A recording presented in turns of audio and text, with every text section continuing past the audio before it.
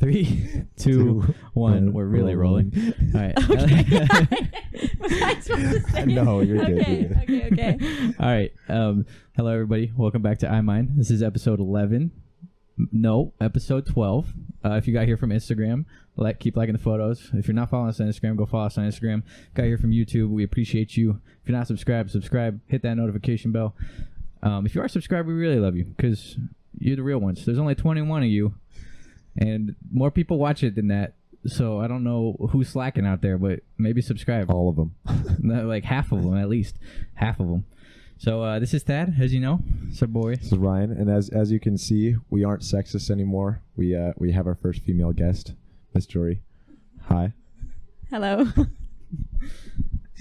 So how do you spell your name? Jory.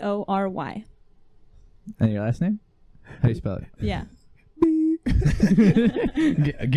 That was good. That was a test. That was a test. That was good. All right, we're gonna warm up with just some would you rather's or just some funny questions. Okay, so would you rather have to fight 100 duck-sized horses or one duck-sized horse?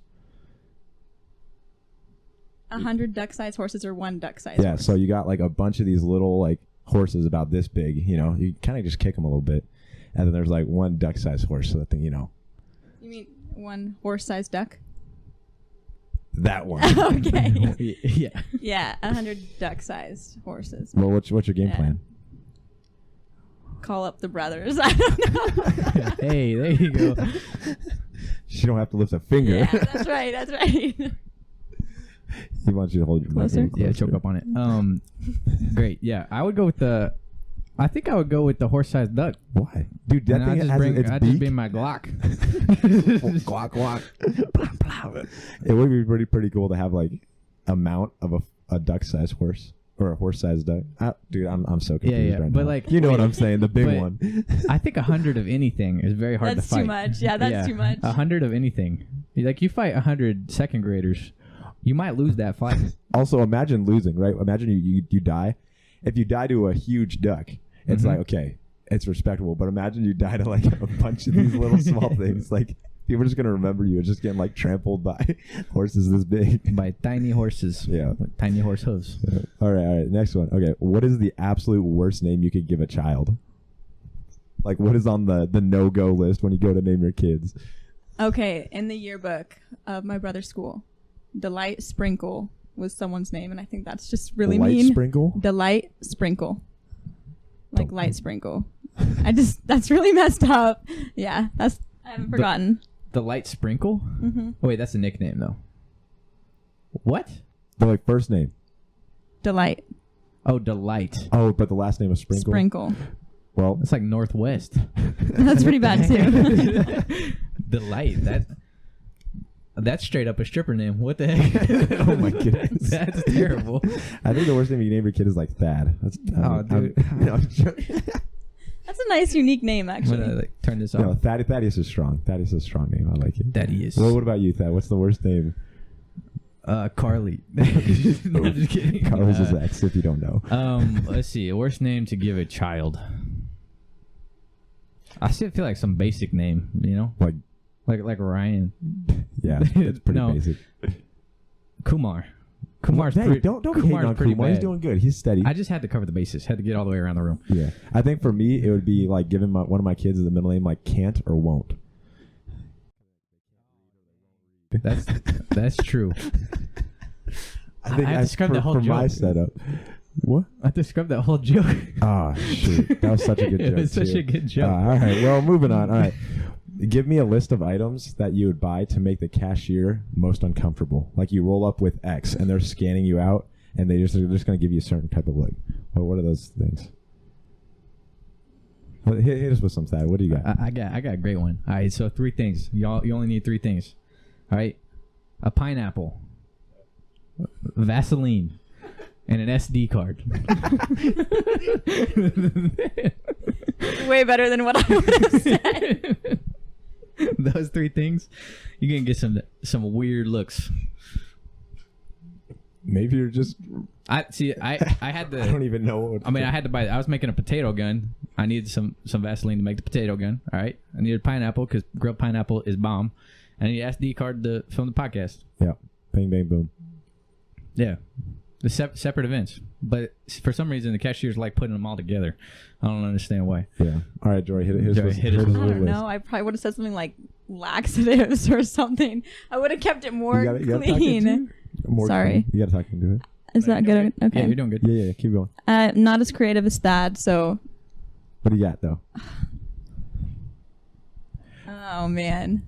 For me, I'd say, like, I'd go, like, the kidnapping route. Like, garbage bag, some rope, some duct tape, maybe a couple zip ties. Yeah, and then, obviously, the ski masks over here that Thad has. Yeah. All right. Yeah, that's what I would do. Yeah, walk in with that on as my mask for COVID. And then, get some duct tape and... I'm not gonna lie. All right, I'm not. I've got nothing. You look so ridiculous right now. All right. Would you rather marry one of your exes or marry the last guy you've had a conversation with? Not including us. I mean, Thad's a pretty good-looking guy, but no, I'm a redhead. It's like you don't want to give your kids you don't want to take their souls away already. Yeah, sure. Yeah. Bad route. Probably marry an ex. Which one? No, I'm just kidding. I'm not gonna put you on blast like that. That's good though. That's good. That means you've dated like somewhat decent guys. And Yeah. There's still hope in the world. All right. Would you rather cheat or be cheated on? Be cheated on. See, I have the same answer because like I want to save my own integrity. Mm-hmm. Yeah, for sure. Yeah, I don't want to live with that guilt that I did it. Yeah. Your guys' explanation is changing my answer. So I'm on that boat. Okay. If you had to smell like a food, what food would you like to smell like? Strawberries. Can I say fruit? Yeah. Okay. It's a food? Yeah. Okay. Strawberries? Yeah. That's way better than my answer. I was thinking like pizza. Dude, that's nasty. That's gross. That's gross. Strawberries is like fresh, fruity. Yeah. Yeah, you win that question. Yeah, I don't know what you were thinking on that one, dude. Well, what about you? Oh. It would have to be some sort of apples. I don't know. Some sort of fruit. Right? Yeah, some sort of fruit. That's the only thing that smells decent. That's true. I feel like anything greasy would just be, no, that's just disgusting. All right, would you rather your boyfriend be into fashion or a stay-at-home husband? Yeah. Is there an alternative? There's only an alternative if you want there to be an alternative. You also got to hold the mic up to your mouth when you talk. That's just honor for it. That was the first time. Yeah. Do you need me back off of you? No. You're good. George just getting sitting lower and lower into the seat, just like, why is this man coming at me so hard? Nah, you're chill. Probably into fashion. Okay, next question then. No subcontext. Yeah, let's just skip over that one. wait. So, No follow up. No follow up. That's all right. Okay. All right. So that was just kind of a little bit of warm up. I first met Jory when probably like 6 years old. Yeah, I don't know. I don't remember. Early. Way beyond like. Yeah, it was really early in life. We never really like hung out like at all. Definitely. It was just mostly like say hi at church, and then that's about it. Yeah. And then I went on a hunting trip with your dad. He was pretty dope. Yeah, the first time Thad met you or heard about you, he's trying to pour quick. Well, all right. We were going to the gym. No, wait. We were coming back from the lake one day, and we tried to get you to come with us, but you kind of just didn't want to go. I don't know what was up with that. But I mean, we don't really blame you because we were talking about it. We're like, all right, if she does want to come, we don't have another girl, so it would just be that would be weird. So we were like, all right, probably good that she didn't come. But we get a call from you on the way back, and you're like, hey, can I get a ride? And me and Ryan are like, well, we're not really close to you, so we were just like, nah. And then later, we're like, yeah. She just asked for a ride. She sent me a text. Hey, yeah, to be fair, it wasn't over a call. Yeah, no, it was a text. Yeah, it was just like, hey, are you free to like give me a ride right now? And I was like, nah, like we still at the lake. Yeah. And then later, come to find out, this woman got robbed at gunpoint at Target and needed a ride because she didn't have a car anymore. And she was just casually like, it's cool. I'll figure it out. So, okay, what happened? Like, what happened? Yeah. Also, why did you say, "Hey, I just got robbed"? It wasn't natural yet. I was kind of in shock. Yeah. Okay. All right. So Yeah. what happened? Yeah, I left Target and I got in my car and these kids came in. They came and knocked on my window. First red flag. Yeah. I know. I see that now. But yeah, they came and knocked on the window and they were young. They were 14 and 15. No way. Young Yep. gangsters right here. Yeah. Little G's. Yeah. And so I like cracked it a little and he's like, "Hey, can I get a ride for me and my brothers?" And I was like, "Well, how old are your brothers?" I was in my mind, like if they were older or big, like I would say no, but they were all pretty small. Sounds kind of messed up, Jory was but like, "All right, I could take them." No, One, no, two, no, three, no. yeah. but they were young. And yeah, that morning you guys went out. We had a flash flood. Do you guys remember? It was like was raining that day. Yeah, it was like super windy at the lake, and there was all these paddleboarders that just got stuck on this opposite end of the lake because it they just couldn't shot go him to the anywhere. other end. They couldn't Yeah. get back. Yeah, that was eventful, but it did. Well, there was a flash flood. Yeah. And so I was kind of like, that was in my mind and I felt bad. I was like, "Oh, these poor kids." It wasn't raining at the time when they came to my door, but yeah, I was thinking about it. So yeah, after I saw that they were all pretty young, I let them in the car and I like was trying to small talk with them and they were pretty quiet. And they led me 2 miles down the road to these apartment complexes. Wait. But say how they were giving you directions. Okay. Yeah. I should have noticed a lot of things, but Like they're like Jory's like, "Okay, where do I turn Yeah. at?" And then they'd be like, "Here." yes, Jory's it was like- immediate. I was like, "Okay, you guys, where am I going?" They're like, "Oh, we'll tell you when we get there." And I was like, "All right." And so we come up to a light and I stop at the red light, like in the right lane. And he's like, "Oh, turn here." Like there was no warning. It was like I was already stopped. So there was a few weird, red flags I should have caught on to. And then we come to these apartment complexes and I was starting to pull over at the front to let them out. And they're like, "Oh, we're in the ones in the back." And I was like, "Okay, that's right." My bad again. I shouldn't have gone to the back of the apartment. Goodness. But yeah, so I go around to the back and he's like, "Okay, pull up behind this car." And I did. And he said some choice things, but I thought he was talking to his friends. So I didn't move. What do you mean? Like, I can't say it on here. we can scrub it. I just want to know what they said. What did they say? Are you Are going? you sure? you go with I don't scrubbing? think you want me to say it. No. It just cut all the mics off and just tell us. Oh. Everybody turn their mic Okay. off.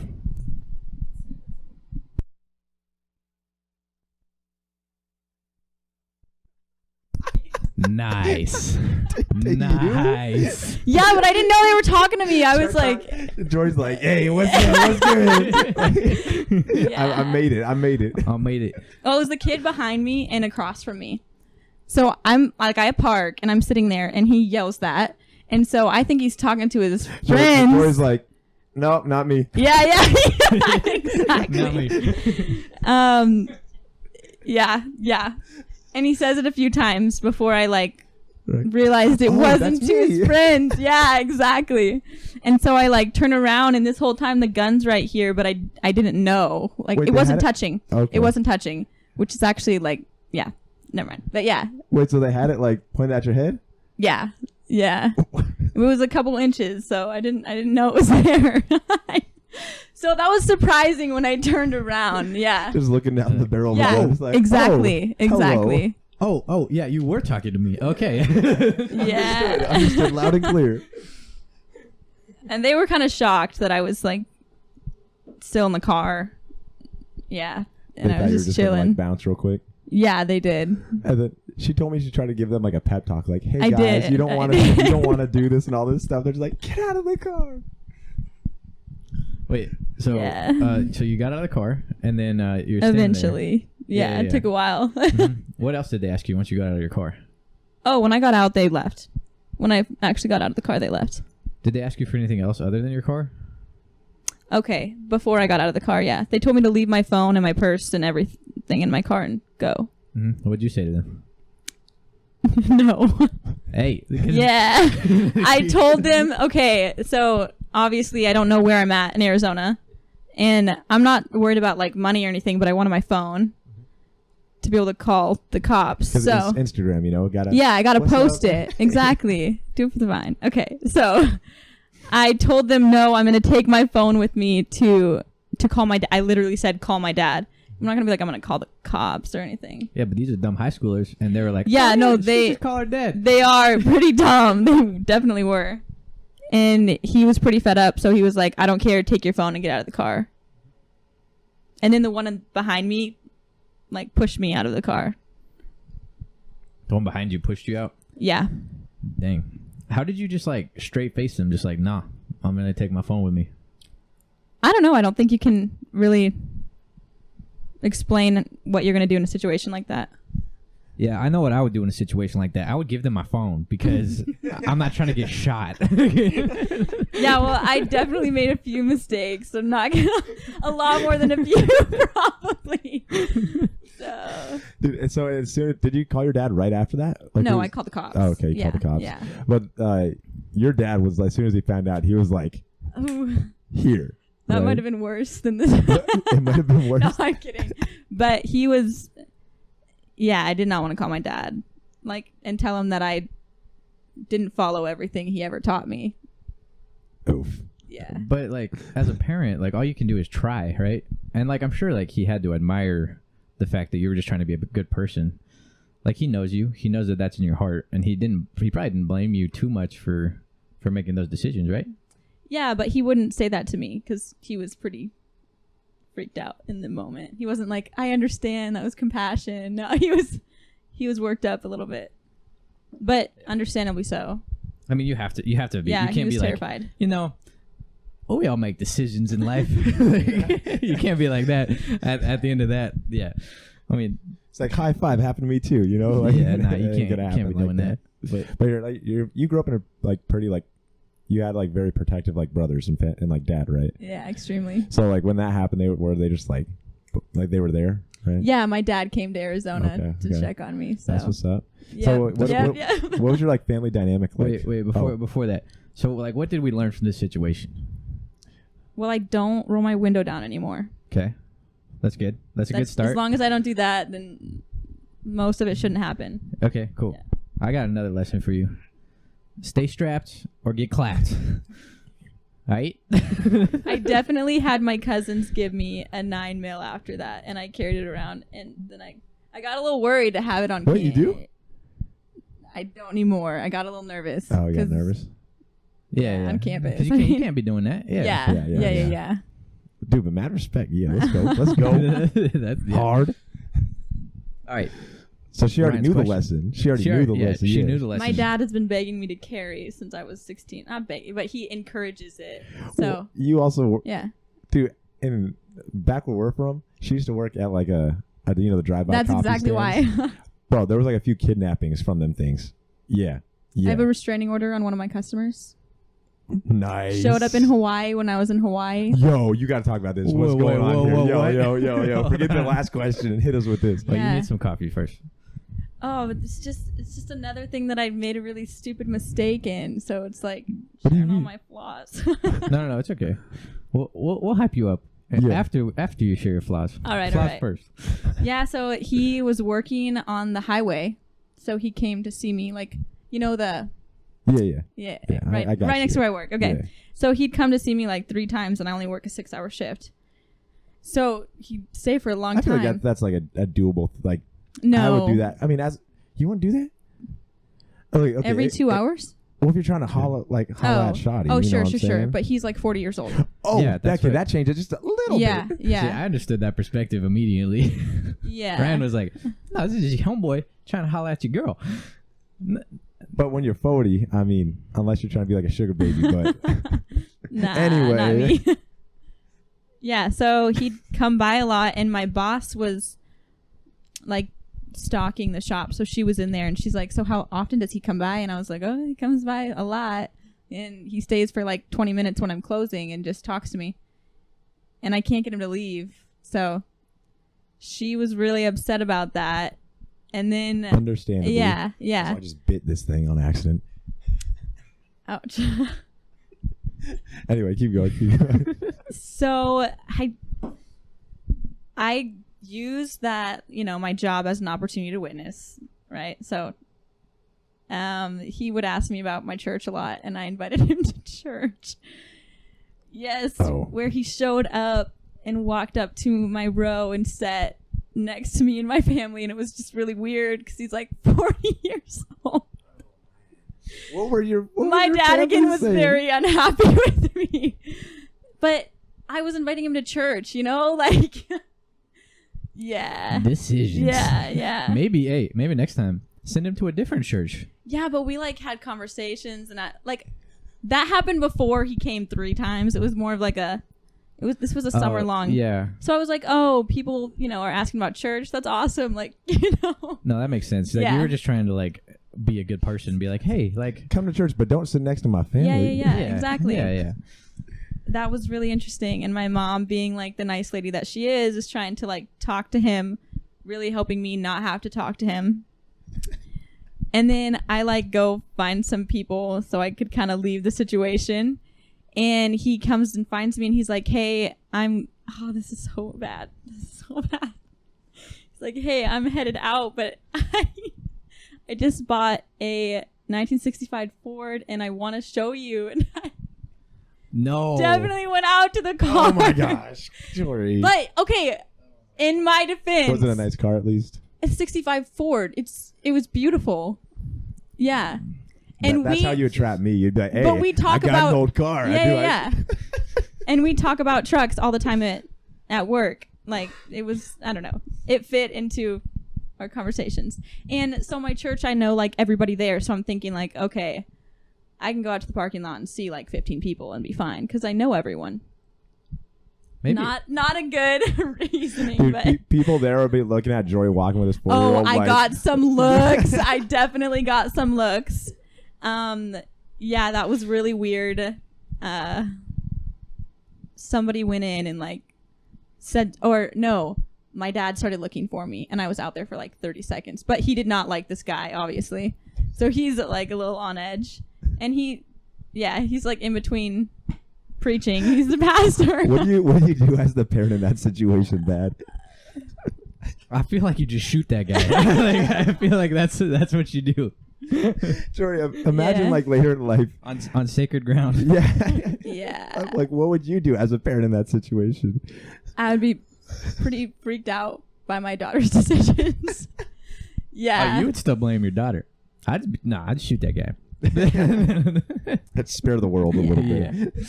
So obviously you have a very strong family, right? Yeah. So yeah, what was your family dynamic growing up? So siblings. Like, what do you got? I have 3 older siblings. So my brothers are 29, 25, and my sister's 22. Oh, he's reaching the 30 mark. Your brother is. Oh, yeah. Watch out. Actually, in a few days. So. Yeah. Yikes. We need to ask him what it feels like to be old. Dang. Yeah, just clip this and just send it. Jory, just send it to your brother. Just be like, what does it feel like to be old? Yeah, I don't know if I want to say this to my brothers. No, he's awesome. So yeah, you like very strong family, right? So like, what was it like growing up? Like you said, your dad's a pastor, right? Yeah. So how was that? What was that like? I mean, it's all I know, so I don't really have any complaints, Yeah, but like, what was it like? Elaborate for people that didn't live it like that. Yeah. My dad is my parents founded us on a pretty solid foundation. I don't know how else to describe this. Yeah. You want to ask me more specific question? It's kind of broad. Like, what did you appreciate about your dad, like being a pastor and very involved in the church growing up? Well, I mean, this isn't technically just related to him being a pastor, but he is the wisest guy I know, so I can go to him with absolutely anything, which is really cool. I kind of felt like I owned the church when I was little. I mean, Nerf wars, Christmas time. It's pretty fun. It's just the 6 of us. So at night, it was like free reign over the whole thing. Yeah. Dude, that would be so lit. I have really good memories. Wait, how many siblings do you have? 3. Oh, wait, 3? Yeah, that's enough to have some fun. Oh, my brothers always had friends over too. So. Oh, yeah. Yeah. It was pretty fun. Her dad would, like in the sanctuary, set up like 60-yard archery range. Oh, Thanksgiving. We were shooting. Yep. Like he would pull his target out. Oh, you were this Thanksgiving? Yeah. That's awesome. My brother-in-law and my dad and I were having a shooting competition. Yeah, in a sanctuary. Like where people sit, they just move all the chairs and just start shooting in there.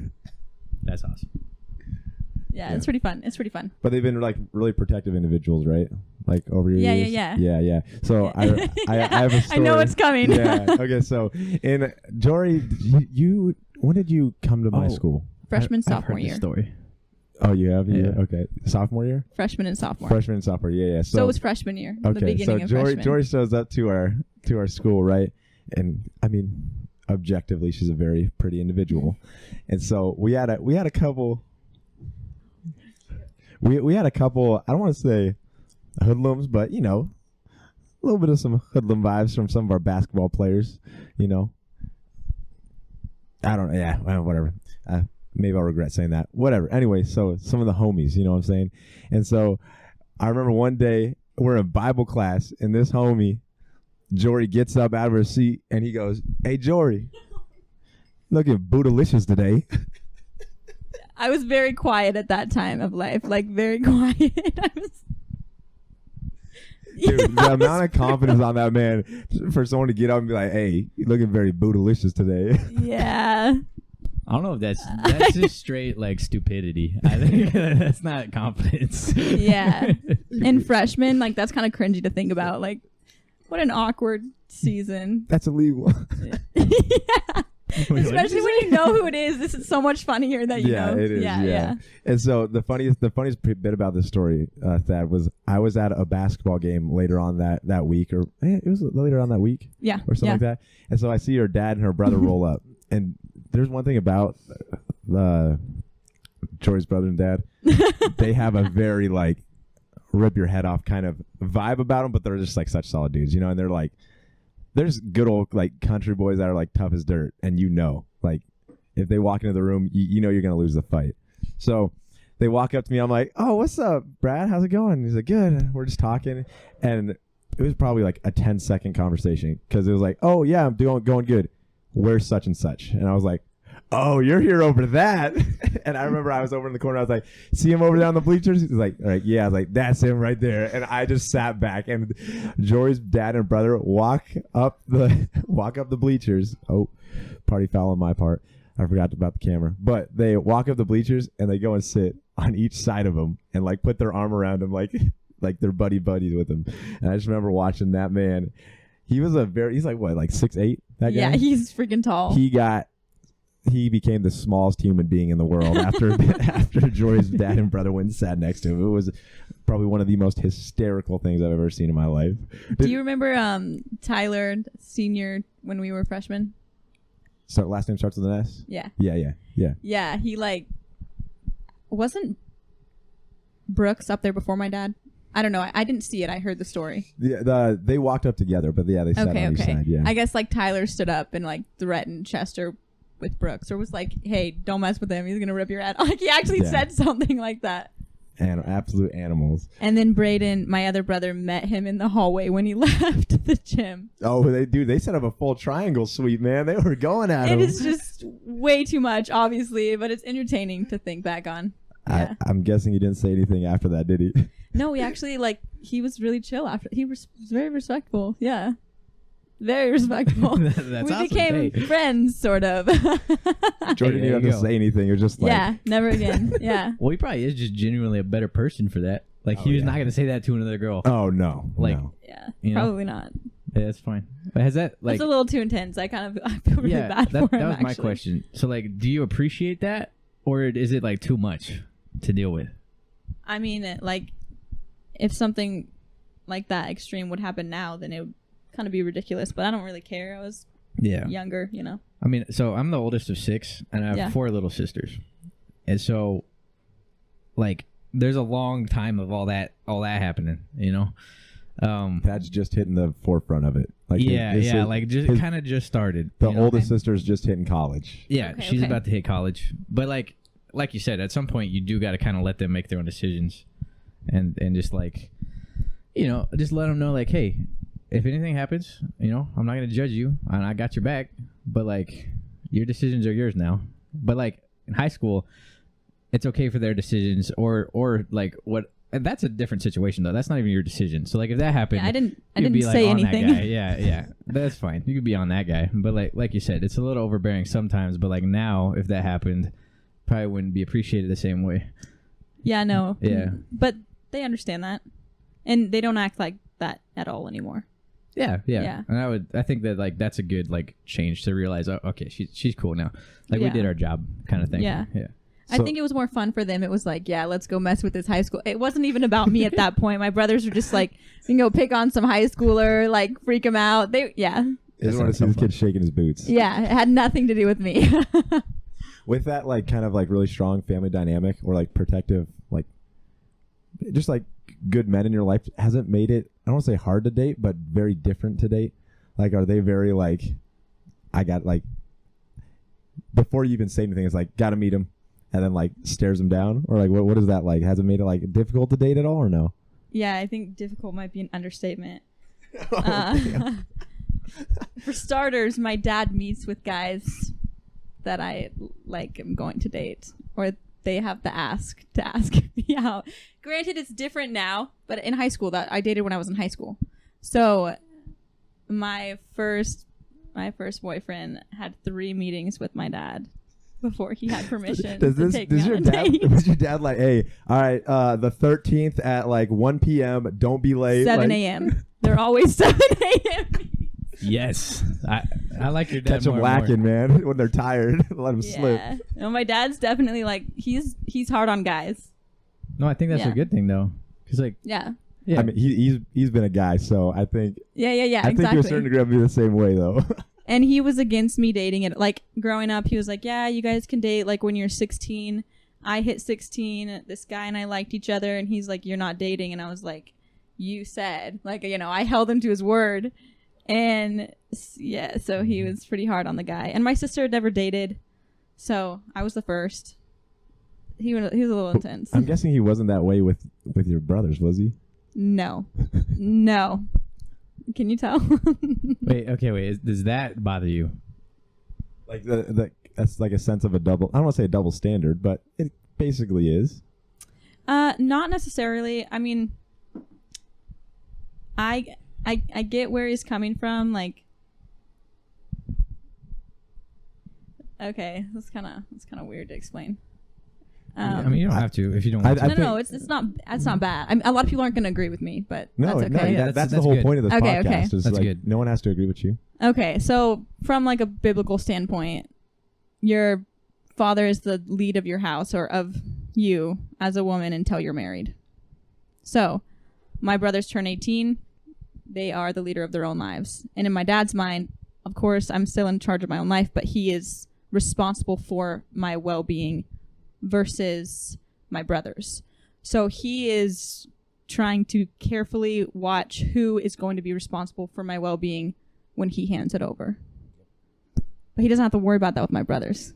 He trains them up as well as he can to take care of another woman, but he's scared to let me or my sister go and him lose the control that he's had and the protection that he's had. That's a very respectable explanation of that, though. Okay, I've I never agree heard with it like it. that. That's like on par with like how that's exactly right. Yeah, so it just biblically. Yeah, exactly. Yeah. And as difficult as it was going through, Mm-hmm. very frustrating at times for sure. And it's like looking back on it, I understand what he was doing, like the heart behind it, you know? Right. Like you have to, as a father, right? You kind of raise your boys to like be good enough to like take care of themselves and then eventually take care of their significant other, right? Exactly. But like your daughters, you have to raise them good enough to you're supposed to be like their provider up until that point, like you're saying, but you also have to raise them good enough to like choose like good people. Yes, and exactly. kind of lead by example. Yeah. That way, yeah. But in high school, I don't think I had really good judgment of people, so he's not as worried now about who I talk to, but it was different then. I'd be a little worried about who you talk to after that story at Target, but That's fair. So has that grip of him wanting to be that like the one that like looks after you, has that like dynamic changed a lot since you've like been at college, like moved away, like a physical, right? It's harder to do that when you're not physically near him.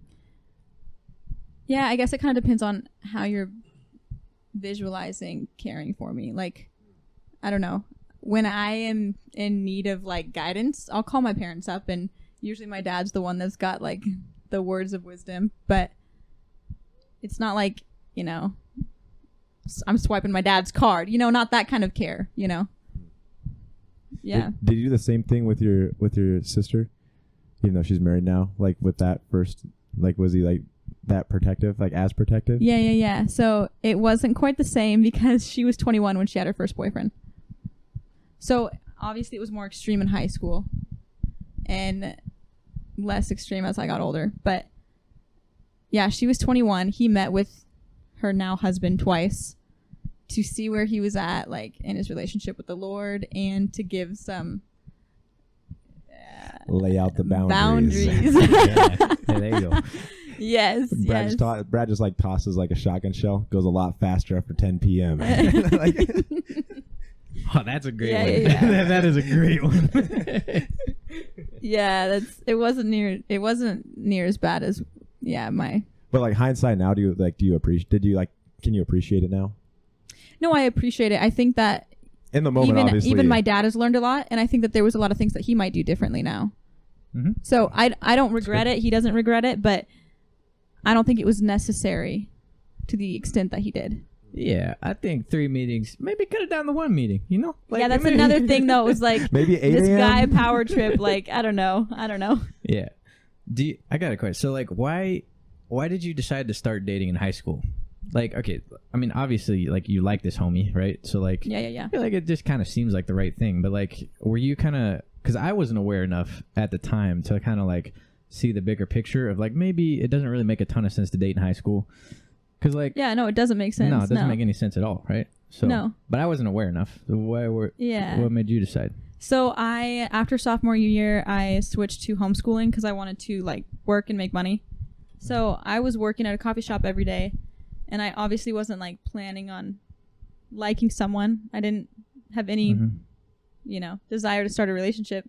But he'd come see me on his way to class every day at the university, and then he'd come back on his way to go and like take my trash out, and he did that for months. So of course I just naturally started to like him. It wasn't planned. Effort. Yeah, exactly. Effort. It was very kind. I'm like, this guy's taking my trash out. I didn't have to walk in the snow to the dumpster. Like, it was kind. Yeah. Yeah, that's good. That's the only thing you have to do in life. Just take the trash out and you'll be all right. So, like, looking back, do you think, like, that was a beneficial relationship for you to be in? Or do you think it was, like, kind of misguided because, like, you're not really established as a person yet?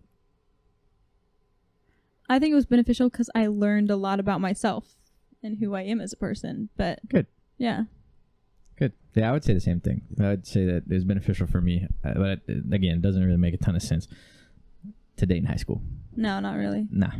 Is it the same girlfriend that lasted for you? Yeah. The same one. Okay. He's not actually heard about it. No, he's good. Well, I guess on the topic of guys, what does Jory look for in a guy, both like physically and like characteristic wise? Yeah. I don't. Breathing. Yeah. Breathing. That's a great one. Great Yeah. quality. Baseline. Like, can he cook? Is cooking important to you? No. All right, cool. No. So we got one. Give me one. Give me one back. Okay. Like something like that. So Yeah, we'll growing start up with in easy Alaska things. with the family that I've described, a lot of guys kind of just I don't know how to say this. Flame him. Hit him with it. I don't know. Hit him with it, Jory. Like, you ain't into these, like, LA boys. No, nothing fruity like that. Yeah. So. Oh, there it is. Fruity, get him. Get him. Yeah. I did date someone that cared a lot about his clothes. That was really hard for me, actually. Yeah. I think he looked in the mirror more than I ever did. So The circles of the podcast. yeah. Yeah. So not somebody like that. Yeah. If that makes sense. Okay. What about like do they have to pursue like are you looking for in a guy like someone who's going to be like a monetary provider for the family? Yeah, I want to be taken care of, but like I don't care about the financial, like I don't care about having a lot of money or anything like that. But yeah, I don't obviously I want the guy to have the majority of the income. Yeah. Do you think I mean, I want to be a mom, so Do you think like because you grew up as a PK, like you kind of like aren't so much worried about financial things because like you kind of like Yes. trust that God is going to provide that? Yeah. I yeah. mean, so many times where I've been like out of money and something crazy happened and I'm still here at school because God just provided what I needed. So Yeah. I'm not worried. See, that's pretty awesome. I wish I could be there. I just Yeah, me too. I wish I could just be there. can't, like I can't wrap my brain around it. I'm like, I need money to live. Yeah, I think that's just more of a guy's mentality. Yeah, I think so. Yeah. I'm- Which I respect that. I get it. It's how God made guys. Sorry. I don't Yeah. No, yeah, hit him with it. we talk about God. Like, Yeah, Okay. we talk about Okay, religion and okay. It's everything. totally cool. Yeah. It's big fine. part of my life, you know? Yeah, 100%. Yeah, of course. Yeah. Okay, so then obviously, like, Yes, you I don't want. you don't want a lazy couch potato. No. Okay. Hardworking. It's like super attractive. You know, you can't help that. I like the typical, like, in my mind, I say mountain man, but I want a mountain man. So hard like, worker, somewhat like fit. outside. Yeah, but not because like I don't care if they go to the gym or not. You know, it's Yeah. just when Just you take care work of yourself, hard. be healthy. Yeah. Yeah. Okay. Mhm. I don't know. I think blue collar jobs are kind of cool. So Yep. yeah, and humility, because arrogance is very unattractive in a guy. I'm the most arrogant mofo you will ever meet. I don't believe that. No. Oh, Okay. man. So then, with the whole arrogance being a bad, what is like the biggest turnoff for like as a girl in this day and age that like you meet a guy and it's like, all right, yeah, nah, like that ain't it. The biggest like turnoff that you're just like, yeah, he's not, he's a boy. Like where is it? Where is When that? a guy tells you everything about themselves but learns not one thing about you, Mhm. that's just super unattractive. Yeah. Yep. So like a good listener, right? Like a good listener's good. Yeah, and it goes both ways. Like, I definitely ask questions, but when a guy can't realize that I'm just asking questions about him and be like, what about you? It's kind of, yeah. Yeah, that's a good one. I found this out recently. Is I really suck at like telling people other things about me. Yeah. I just listen the whole time, and then the other person doesn't get anything back from me. Yeah, but So that's I'm their on the job. opposite end of the spectrum. No, they should ask you questions. Yeah, but That's like, that. It's supposed to go. You're supposed to put in all your effort to get to know them, and it should balance by them putting their effort to get to know you. That's what I think. I mean, yeah, this is the first time I've been like, Jory, thank you for influencing my I got my you, thought I got processes. you. I appreciate you. Yeah, but I think like as a person, you kind of realize it's really easy to realize if it's like imbalanced, and like if it's imbalanced initially, it's gonna get like the effort's gonna get imbalanced very easily down the road. You know. Sure. So Sure. I think it's just a good tell of like how they like think. Like they kind of think that they're more important than you Yeah. Exactly. by doing that. Yeah. Yeah. That makes sense. Yeah. Yeah. So I don't really like that. Yeah. Yeah, I don't really like that. Now that's a good. What's like so humility, hardworking, motivated. Obviously, they have to have a pretty good relationship with the Lord. Yes. Yeah. That's number one. Pretty good. Yep. Pretty good. I mean, that's like better than good. Pretty good.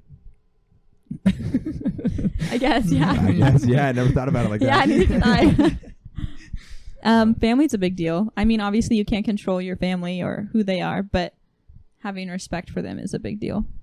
Yeah, I think family is like very important to me, also, and it kind of took me a long time to kind of realize that. But Dude, it took me. Yeah. It took Yeah. me till like I don't want to say this year, but probably like last year into this year. It took me a while because at first when I first got down here, it was like, oh, dude, it's the best. Like I'm living my best life. I'm doing all this stuff, and then now I'm like, man, I just want to go fishing with the boys again, man. I don't want to do this. yep.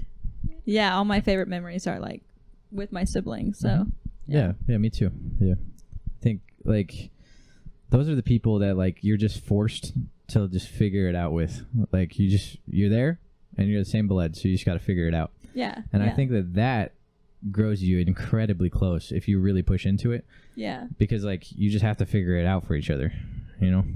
So family's important, but you're talking more Yeah. about like their family. Like their Yeah, family's how important. how they treat their family. Mhm. It's going to say a lot Yeah. about how they're going to treat me. So That's true. What happens if they're in like a bad family dynamic though? yeah, like you can't control that, but still respecting them, because you don't have to agree with people to respect them. Like, True. So just like even if they're in a bad family dynamic, them not like trashing their yeah, exactly. trashing their family. Yeah. Gotcha. And then obviously they would kind of have to do well within your family dynamic, like joining your family, right? Yeah. Okay. Right, like if theirs wasn't Yes. good, right? Then Yeah. for And sure. yeah, so the people I've talked to did not mesh well with my family at all. Wait, like all of them? Period. Well, I mean, there's not that many. There was 2, so I've dated 2 people. Okay. Were these like long-term relationships, or were these just like flings? No, they were about a year each. Just flings here and there, you know. Just like, So, like a year is still a decent amount of time though, because like Yeah. you at least give them a shot. Like, hey, I'm gonna try to figure this out with you. Yeah. And, like, yeah. So I feel like that's a long-term deal. Like, yeah, that's fair. What about, like, not them specifically, but what qualities about them didn't mesh well with your family? Honestly, I don't really think it was about them. I think my family didn't like who I was when I was with them. Mm-hmm. Yeah. Which hits harder. Oh. Yeah, my family's the same way. The exact same way. They hate. They don't hate, but like they hate how I am with with like other people around sometimes. Yeah. Yeah. And when they see, they notice it more than it's so anyone else easy. is going to. It's so easy to pick up on. When it's not you. Yeah, because your siblings know you. Like they know who you are. They know you. And then maybe not you, but like they know me. But yeah, it's really easy to pick up on. I mean, that's good to know though. So I think like something good for you to look for would be like somebody that you can actually be yourself and recognize that you're not shifting whatsoever with that person. Wait, so did you have a shift initially, like in the relationship? Like, yeah. Oh, you did? Yeah. Was it like gradual or was it a very drastic, like instantaneous? Well, my family would probably say like it was drastic. It was harder for me to see, but I'm like a people pleaser, so I wanted to do whatever made that person happy at all times. And you, well, yeah, it's a problem. Yeah. I think I'm a lot better now, but it was pretty bad. Mm-hmm. So it took me 2 relationships to figure that out, though. Yeah, I'm having to learn that too. You're very service oriented. Yes. So like, yeah.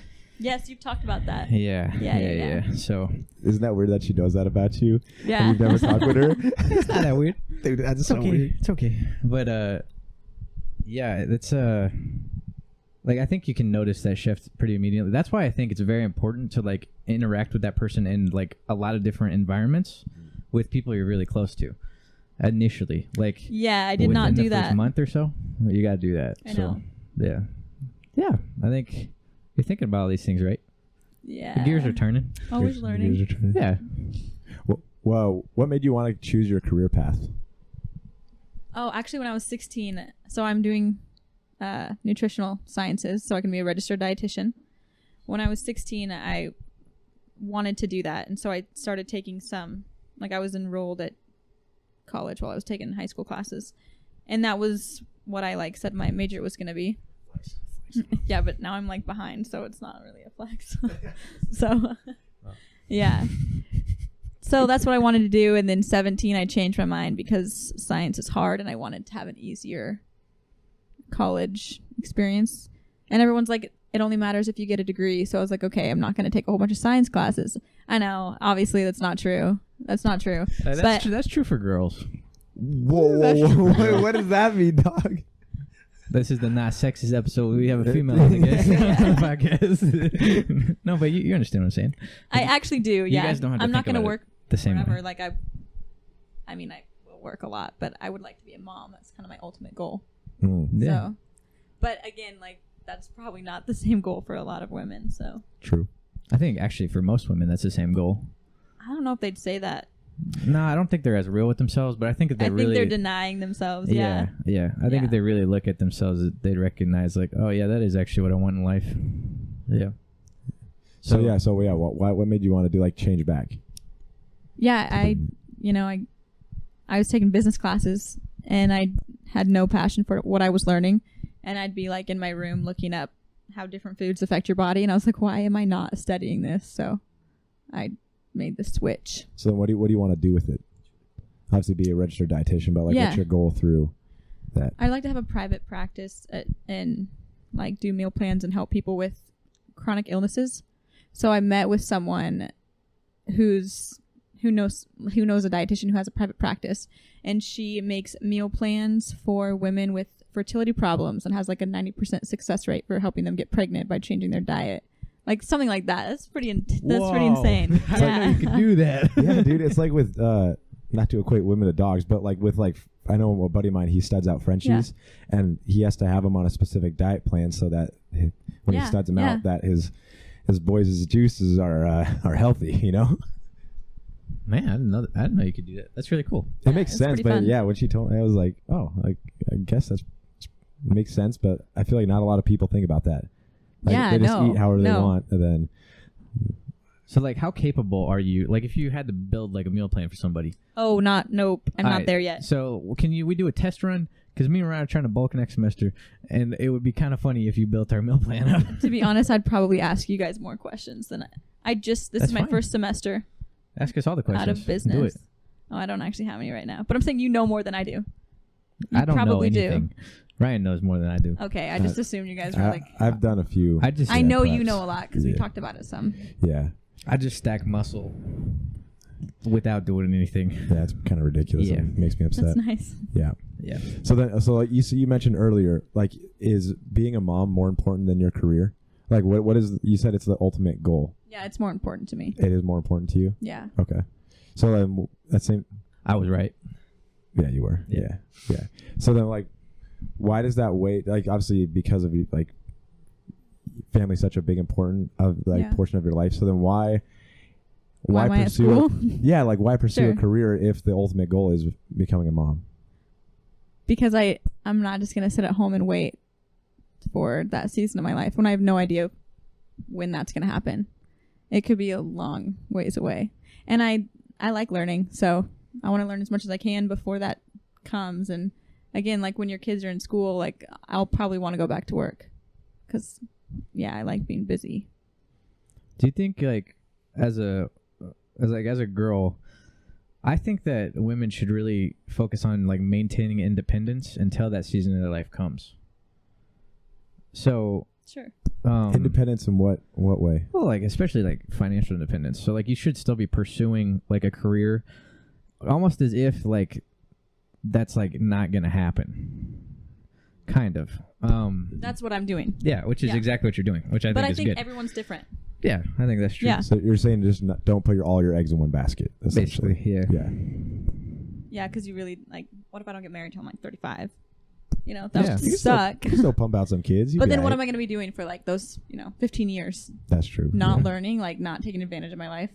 I think you should always be learning. I agree with that. Yeah. And I don't want to just like be a secretary for 15. No offense to like secretaries, but Wait, Ryan, I'm gonna get the coffee. I can do the camera. Yeah, you good. I'm gonna need you to talk to our guests. Do you have anything to do today? No. Because it could be like a 5-hour episode. Oh my gosh. Yeah.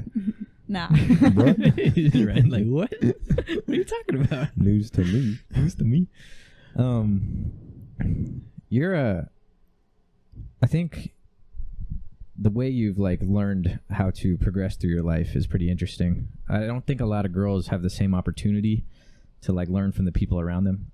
I think you're pretty fortunate to like have your family around you and to grow you up. Oh, absolutely. Yeah. Yeah. Yeah. But also your own experiences has also like kind of taught you how to approach life. And I think like you've kind of come out on the other end of a lot of situations, being a better person for it. Yeah, you say that, but like it was only a month ago that I made a really foolish decision with the whole. Yeah, that's not really on you though, because like Ryan was explaining it to me.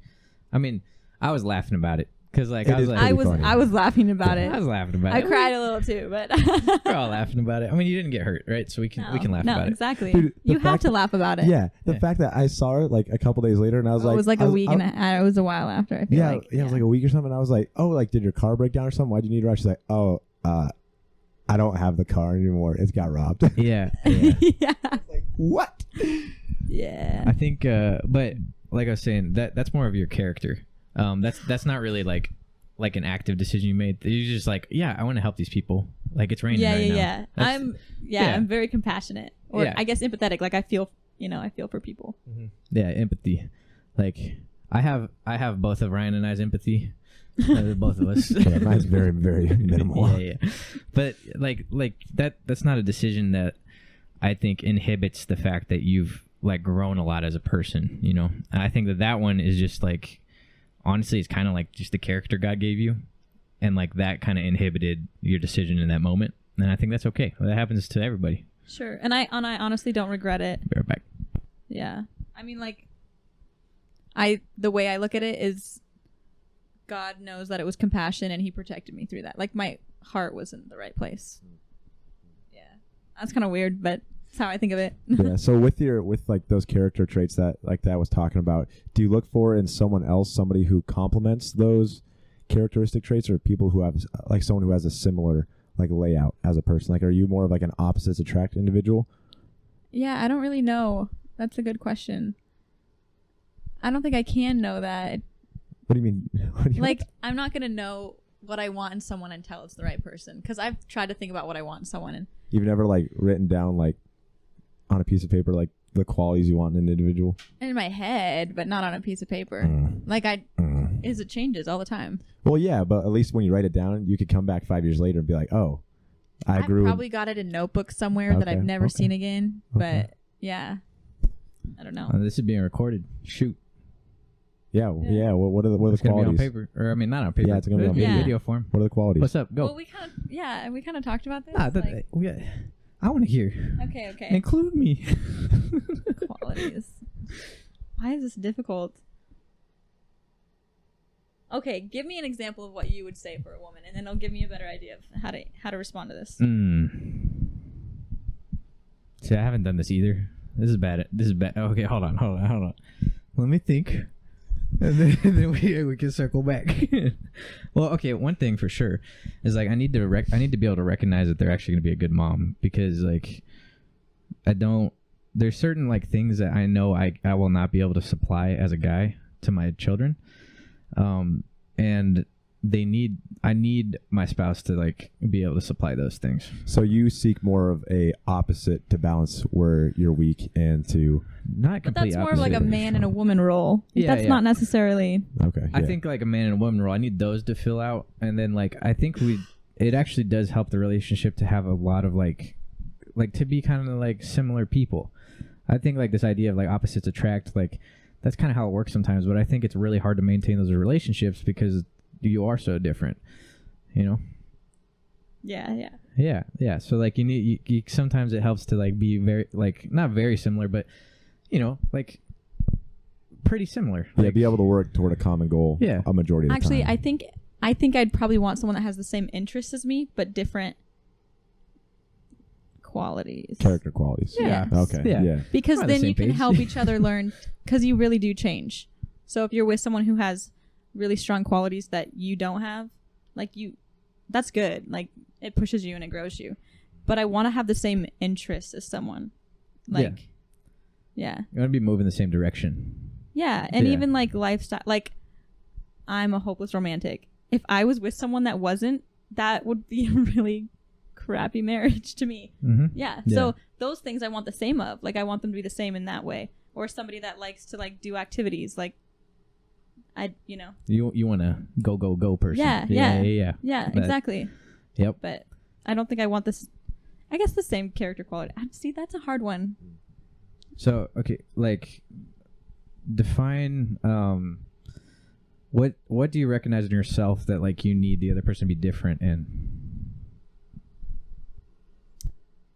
Like for me, it's empathy. 100% it's empathy. Sure. Like if I see someone like crying or something, I'm just like, help get yourself to the solution. Don't just sit there and cry, bro. That's how I look at it. It's very, very very not empathetic. Like So your that's your quality. biggest fear. Hey. Yeah. We don't need to bring that up right now. Yeah. What do you think, Jory? I don't know. Somebody that is more like decisive. I think because I feel like that's a big girl thing. Like, It is. Yeah, it's like, hey, if you're a It guy is. and you can't make decisions, figure it out, because like you got to be able. No to make girl decisions. wants a guy that can't make decisions. Like Yeah. I'm sorry. I think that just goes for everyone. But yeah, As a guy, it is helpful when they can make a little bit of decisions. sure. Where do you want to eat? Where do you want to eat? But even like not with like decision making, but somebody that's strong in like I have difficulties saying no to certain things, And it really helps when I have someone else that's like, no, you need to say no to that. Like somebody that's stronger in that, because I think I'm easily swayed. So I definitely need that in a guy. Yes, exactly. Yes. Yep. My grandpa, he military and all that stuff, and one of his good one-liners was, "I won't always make the right decision, but I always make a decision." Yeah, that's good. That's good. Right. So as a woman in this day and age, what do you think is the reason why so many men, guys are boys and not men? Like, what do you think is like the downfall of like males nowadays? Okay, I wouldn't say that this is just for nowadays. I think it's not as hidden nowadays. But again, this is kind of my biblical opinion. I think men have a bent to follow because they're called to be a leader, and women have a bent to lead because they're called to be a follower. So I think it's not as hidden anymore where women are like, no, I'm going to be the head of the household, or I'm going to be in charge. And the men, it's easier to just appease them and follow. Yeah, that makes sense. Does that answer was that like No, not related to the question? That Okay. completely answers the question for sure. So it's like you think that like the reason that like there's so much kind of wrong or like that girls and guys don't really feel their role anymore is because they're trying to go against it. And and that is what the failure is like trying to step outside of like where you were purposed for. Yeah, and I don't personally get it because I want a leader, you know? Yeah, for and sure. I want to follow someone. So I'm like, I don't know. Yeah. Yeah. I feel like at least a lot of the girls I talk to, they won't ever admit that. Yeah, I think I definitely, in a group of girls, I will not follow. It's not in me. Like, it's just different with guys, though. Like, I have more leadership traits than following traits. But it's different with men. But you'll still say that, like, you want someone, like, to lead in, like, your marriage and stuff. Yes, but not just only in that. I don't want to be told what to do by a whole bunch of men. That's not what I'm saying. That sounds so messed up. No. But I want a strong individual that I can be like, hey, I will follow you where you're going. Yeah, you need and somebody... I want to be that helpmate, you know? Right. Yeah. You need somebody to like supply a direction. And then you're going to help them get there. Exactly. Yeah. That's perfect. But only that one person. Yeah. No, I think that's totally correct. I watched this video yesterday. Like, do you think that's a byproduct of like parents telling their kids that they can be anything that they want, rather than like giving them kind of some boundaries that like this is where you're kind of purposed? I mean, ultimately that's kind of like the world kind of stepping back from the church, right? I think. Yes. I think it's that, but ultimately it's the world stepping back from a somewhat of a unified like guidelines, or like, what's the word I'm looking for? Like qualities that like everyone respects, right? Like if everyone's a part of the church, they're going to be in agreement in a lot of areas in life, and like everyone's going to be learning a lot of the similar stuff. So I think, yes, it has to deal with like people pulling back from the church, but ultimately people pulling back on pursuing like a common goal as like entirety. Yes, I see what you're saying. Yeah. I think I agree with that. If I'm understanding you correctly. I worded that really poorly. I would yeah, I know. I don't think you did. Some co-host. What I'm saying is like, I don't know if you can boil it all the way down to just the church. I think it's like the qualities that the church offers to the groups, to like the group that. Sure, but churches nowadays offered. I mean, you know. Yeah, they offered a wide range of stuff. It's now. a lot different now. Yeah. I think that growing up, my parents even told me that. Like my dad told me I could be whatever. It was never like, oh, you're a girl, you can only do this. Like he truly did. My parents poured that into me to pursue what I wanted to pursue. But I think when your foundation is the Word of God, everything else aligns. Yeah. And having understood certain things in the world, like, or in the Word, I can pursue other things, but I also, like, I understand what is my place and what is not. Yeah, I think like a grounding in the faith, like that's what I was going to kind of circle back to. I don't think it's like a parent's job to like establish those boundaries for their kid. No, I think you have to come to it on your own. The Word, yeah, and then coming to it on your own. And I think your job as a parent is allowing your kid to explore different things, and in a safe manner. Yeah. Right, I mean, like you still gotta protect them, of course. Like you got to be like the You gotta be supportive, guardrails on the though. road. They can take whatever the road they want, but just make sure you don't they Yeah, I don't fall think off my the dad edge. had really big guardrails.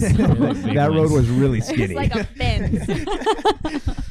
Yeah, but like, as a parent, like it's okay to be telling your kid, like, I mean, it doesn't really help your kid to tell them like you can do anything you want.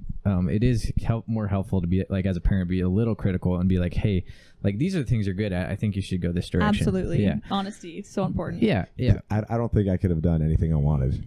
Yeah. I Right. shouldn't have said that. I don't. No. But like that's Okay. what I was told as a kid. Like, oh, you can do That's whatever right. you want to do. But That's what I think it's whatever you want to do. If I want to do it, I feel like I could. But I could be anything. I don't think I could have been anything in life. Definitely right? not. Definitely not. Yeah. See, my dad recently, we were having a conversation. It's actually during the same conversation I told you about the other day. But we were having a conversation. We were having a conversation, and he was saying that, like, because my dad hasn't really ever told me like you can do anything you want to do. But he's like, yeah, I don't think you can do anything you want to do. There's certain things you're good at, but if you want anything, you can get that. So he said, like, if there's anything in life that you want, like, you can pursue that and get that. And I trust that. A dirt bike. I want a dirt bike. Yeah. I want a dirt I bike. have a dirt bike. I want a dirt bike. That's pretty badass. Pretty nice. Yeah. It was one of our on one of the other podcasts. One of our buddies, we were talking about, like, he was like, Dad, where do you see yourself in like 10 years? And He was what was he saying? He said, what did you want in life? Like, why were you dating this girl? Because we were talking about the whole situation. And I was like, hey, man, I don't really know. No, you're like, I would like to get married. And he's like, no. You don't want? Like, let me, because I was like, I didn't really have time to think about that, because I was just like, I made this decision and I was just committed to fulfilling that decision. Okay. I didn't really have time to think about it. And he's like, what?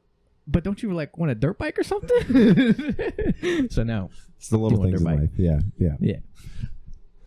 Yeah. Are we still on this conversation? I had another question. Yeah, no, yeah, now. hit it Okay, with it, so yeah. like, you dirt bike, I hear.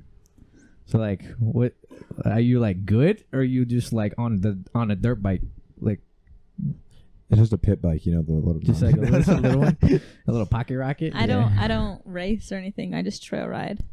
Yeah, that's fun. Like That's way mountain more fun, climber. I think. It's way more fun. Yeah, Yeah. super. Yeah. You ride then. Yeah, I used to a long time ago, Okay. and then my family was broke, so can't be doing that. Oh, no we more. sold all of our bikes a few times in my life and we bought them. Hey, yeah. I feel like I feel like I understand Joy's family, because like I'm like looking at it like my parents are not pastors, but like That was like- the PK life without the PK part. Of it, yeah, you know what I'm saying? yeah, basically, yeah. But I mean, that's fun. So like, what do you appreciate about dirt? Like, what do you like about it? It makes me nervous. I like thrills. Yeah. Are you like an adrenaline junkie a little bit? Oh, like no, I think that's a little extreme. But to an extent, sure. So like maybe just kind of a little bit of a lack of control that way you Yeah. can appreciate when you have things under control. I just like that rush when it's like Like, way more simple than that. Not as deep. You just like the rush. That's okay though. I mean, yeah, that's fun. I guess I can't like verbalize like you why I like it. I don't know. You're like processing it all, and I'm like, it's kind of nice. I don't know. It's kind of nice, yeah. Yeah. Yeah, I mean, it's okay. That's one of my gifts. But you're very caring as a person. I feel like that's a lot more valuable than just being able to express words. I wish I could express myself. Yeah, Like, I think a lot of people wish that. It would be gotta, really, dance. really nice. Yeah. Yes. Just gotta dance. I Gotta hit 'em spend with it. hours like typing in my notes on my phone what I'm gonna say to someone, because Mhm. it's so difficult to like put words to my thoughts sometimes. Yeah. Yeah. So I asked you the question about guys. Where do you think girls? Like, obviously, you kind of answered it on multiple ways, but where do you think girls are going wrong nowadays, where they're not turning into women? For me, Yeah. from my perspective, it's a lot of girls don't know their own worth, like how they should be treated or what they deserve as a woman, because they essentially lower their standard and they get treated worse. No, I see what you're saying. Yeah, that's probably Like, do you look accurate. around like and you see anything that like sticks out? Cricket. Cricket. Yeah. Some crickets. I up in mean, here. what you're saying totally makes sense. What about you, Thad? What do you think? I don't know. Because I think there are a lot of girls in the world, but not a lot of women. Trouble, even in myself, evaluating my own self-worth. I just know I'm pretty the best. confident. I mean, I say that. Like, I say, like, I'm the best. That's on God, period. You know? I say that. but I think... then you get drug out in a year and a half of being dragged through the mud in a relationship. Because I just, like... So, yes. Hey, it's like, hey, why are we shooting so many shots in this direction today? Yeah, you said you're going to come out shooting, man. I got to throw some back at you, so. I've been trying to be really careful. Yeah, I think, like, even in myself, I think a lot of girls in general have a really hard time evaluating their self-worth because, like, how they were raised. I don't think a lot of girls have as good of an opportunity to, like, have themselves surrounded by good people and good examples. And because of that, it's hard for them to evaluate themselves like this. Okay, this is what I need in life. This is what I deserve. This is how I'm supposed to be treated. If the other guy's not doing this, then I need to drop him. Like, girls don't get that opportunity very often, I don't feel like. Where would they get that if they could get it from? Like, do they get it from, like, a good, like, parenting dynamic? Well, I think, like, that's the value of church, right? Is because, like, say your home life, you can't control what you're born into. True. Right? True. But if you're able to get to a church and you're able to establish some relationships in the church, you have a higher probability of being able to surround yourself with good people. I mean, because church is really about community. I mean, faith goes beyond the church, right? But church is about community. So I think that, like, that's the step that, like, a lot of people that maybe don't have the best home life could, like, benefit from. Just because, like, it's a math thing. It's just probability. If you, like, step into a place with a higher probability of good people, you're probably going to interact with more good people, and you're probably going to become a better person because of that.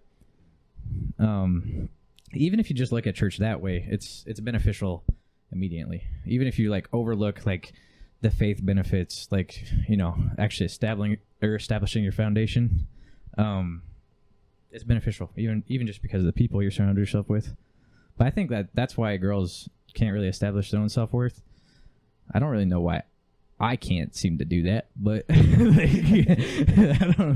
I don't know. It's just because I'm the oldest. I'm like the trial experiment. Yeah, I don't know.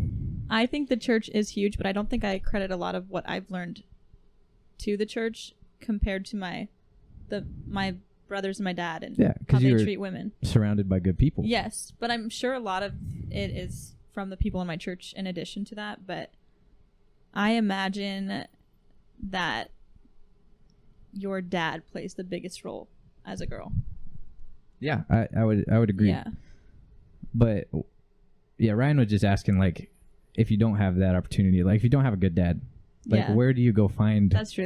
Yeah, and I was like, yeah, the church is probably the best place to go. Definitely not college. No, well, that's the like, that's another problem, is that a lot of girls walk through life and then they get to college and then they try to go find that, and the people they're surrounded with, usually they're not surrounded by the best people. Yeah. And girls get hurt by that. Wait, so if and people get hurt by that. That's true. Yeah. If, like, girls look toward, if you said, like, the dads, do you think for guys it's like the mom? As far as, like, I don't know. I couldn't answer that. What do you think? No? But your mom's not your leader, so I feel like girls are so different because guys don't. I mean, you're the leader of your own life. I'm not saying I'm not. That makes me sound so messed up. No. I am not saying what I'm saying. It's not what I mean to say.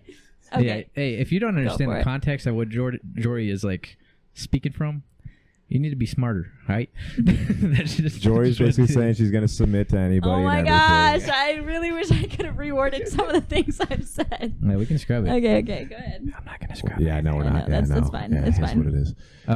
Anyways. Wait, what was it? Oh, you were asking me, like, where well, because, like, right, she just said, like, one of the most important things is having a good dad, right? I think that's very correct for women. I think, like, my dad definitely influenced me quite a bit, but not in the same way that, like, as like an example kind of thing. Like, my dad kind of my dad was big on example for me. Yeah, your dad? I mean, my dad, like, definitely led by example. He was a great person, or he's alive, by the way. Like, just to clarify, he was a good person. Now he's a dirtbag, but whatever. Yeah. No, he's a great person. I think like he definitely taught me a lot of things. But I think I like really, unfortunately, looked like into myself though for a lot of those things. I think I tried to figure it out on my own a lot of the time. Because I, like as a guy, it's hard to identify like where you're supposed to get your leadership from. It's like this whole lone wolf mentality, right? You're not supposed to be led by anybody. You're just supposed to like go do shit and figure it out. It don't work well like that. It doesn't work. It doesn't work. We've learned that, but like A lot of good lessons are learned though that way. I can attest to that one. Yeah, but that's I would say probably my dad. Yeah, I don't know, cause like my mom. I think the homies, man. You just The mess up a homies? lot with the homies and you just learn. The homies, you just learn. You learn. Yeah, it's like when you say, what'd you say? Differentiate. Then you learn. You learn to say deviate. Yeah, no. Yeah. Yeah, okay. You just roasted me in a different podcast. Just roast you. Yeah. Just roast you. Yeah. Yeah, I don't know. What would you say? Like, if you had to guess for guys, what do you think it would be? I think it's your parental group.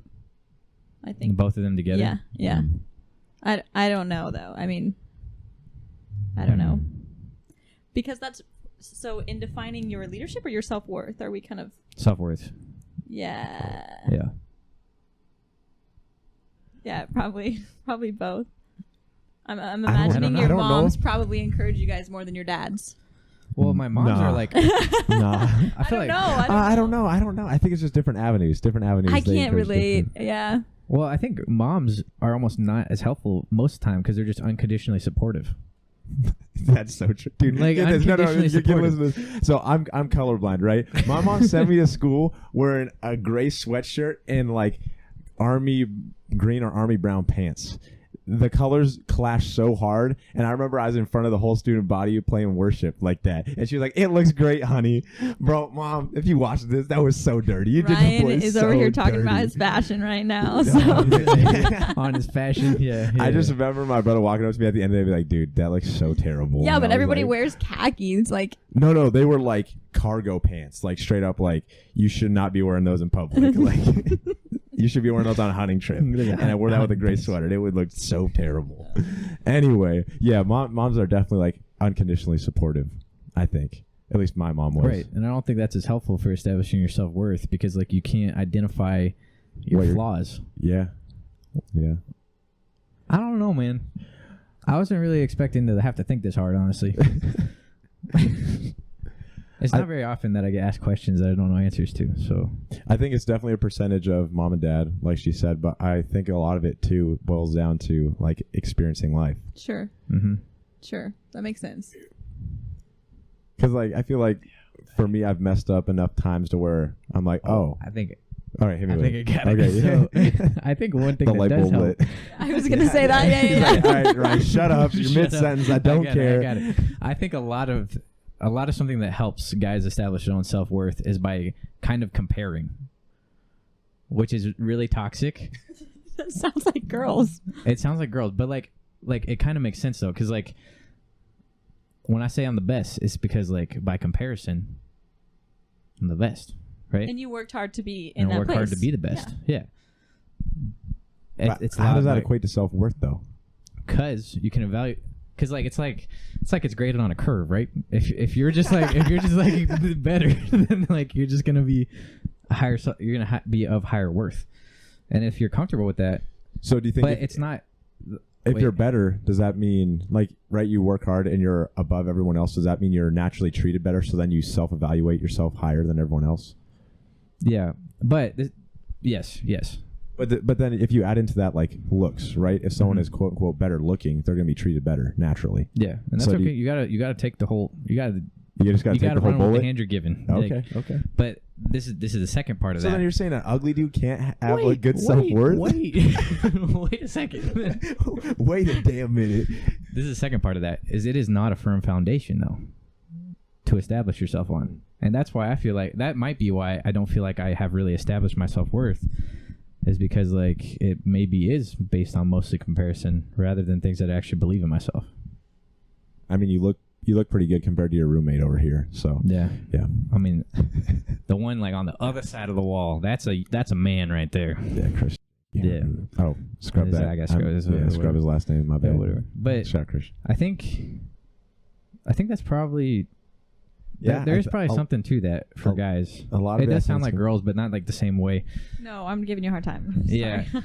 I mean, hey, it's okay. He I can think take it. He can girls take and it. girls and guys are very similar. Like we think that we're very different, but like there's certain things that are very similar for sure. And I think comparison is just like a human nature thing. Yeah, it is. It's It survival of the definitely is. fittest. Yeah. Yeah. Yeah. I think that's it. I think like it's mostly comparison, and it's a terrible foundation to establish yourself on. Very loose and ever Very loose. changing. Yeah. Yeah, because as soon as you think you're the best, then you'll meet someone else that's better, quote unquote, in your eyes. Maybe. It's kind of like looking in the mirror, having like body dysmorphia, you know, after the gym. You're just like, Dude, I don't get that still. dude, I get that every morning. I don't get like you guys are all like, I got all this body dysmorphia. I'm just like, I just am the way I am. It's okay, man. I am the way I am. Okay. That'd be nice. Also, I know. I'm very lucky to. I'm good at compartmentalizing. So, I'm the most arrogant mofo you'll ever meet. Do you believe me now? No, I think you're confident. I think confidence and arrogance is completely different. What's the difference? I think confidence is actually healthy, like knowing who you are. Yeah, I think that's probably true. All right, Jory. So, do you think that's accurate? Like, do you observe that in your guy friends, or what? Do you see confidence or arrogance? No. Oh. Wait, I Just mean, trying to like, roast do you It your see- depends on the person, so That's true, yeah. that's true. Do you see your guy friends like making comparisons to evaluate their own identity? I think that's a very specific thing. Do you want to say something? Yeah, I Okay. think that it like switches as soon as there's a girl in the room. I think that comparison or that one-up mentality instantly gets turned on when there's like a female in the room, 100%. Because like Maybe. think about when you're just chilling with the homies, there's none of that, right? No one's trying to one-up each other or at all. Yeah. But as soon as there's a girl around, dude, your best boys become comedians. You know what I'm saying? They be cracking some good jokes out of nowhere. I think this is the deepest pocket. What were you gonna say? Oh no, you're good. No, I want to. No, hear, yeah, we want to hear what you're saying. You're the We've cat. talked Okay, way too okay. much. Yeah, Yeah, yeah, keep going. Come on. I just think that I can't relate as a guy. I just don't feel like everybody's gonna define their self-worth the same. Like I don't know. I think I'm not gonna say anything on this because I'm a girl. So yeah. Yeah, that I mean that's fair. Yeah. I was just curious. Like it's weird because I've never considered that. Like I know, like I've always known that like the father figure in a girl's life is incredibly important for like how they carry themselves and how they establish like what they're worth. But I've never thought about it the other way around. So I don't know, it's weird. So like Yeah, you kind of got to figure yourself all out on your own. That's what it sounds like. Sucks. Kind of sucks, man. I mean, you guys got to deal with a lot of other stuff. I'm still very fortunate. Like, I would not have it switch whatsoever, ever, like ever. But what like, is there certain qualities in your parents that you don't appreciate? Because I got a lot, not a lot, but like I got some. I would say don't appreciate, but like would change. No, that you don't appreciate. Oh. How about that 'Cause I you can't don't change- want Yeah, that you don't want. in myself, but No, it's and, fine and in in them. your future too. Wait, in them individually or as a partnership? Either way.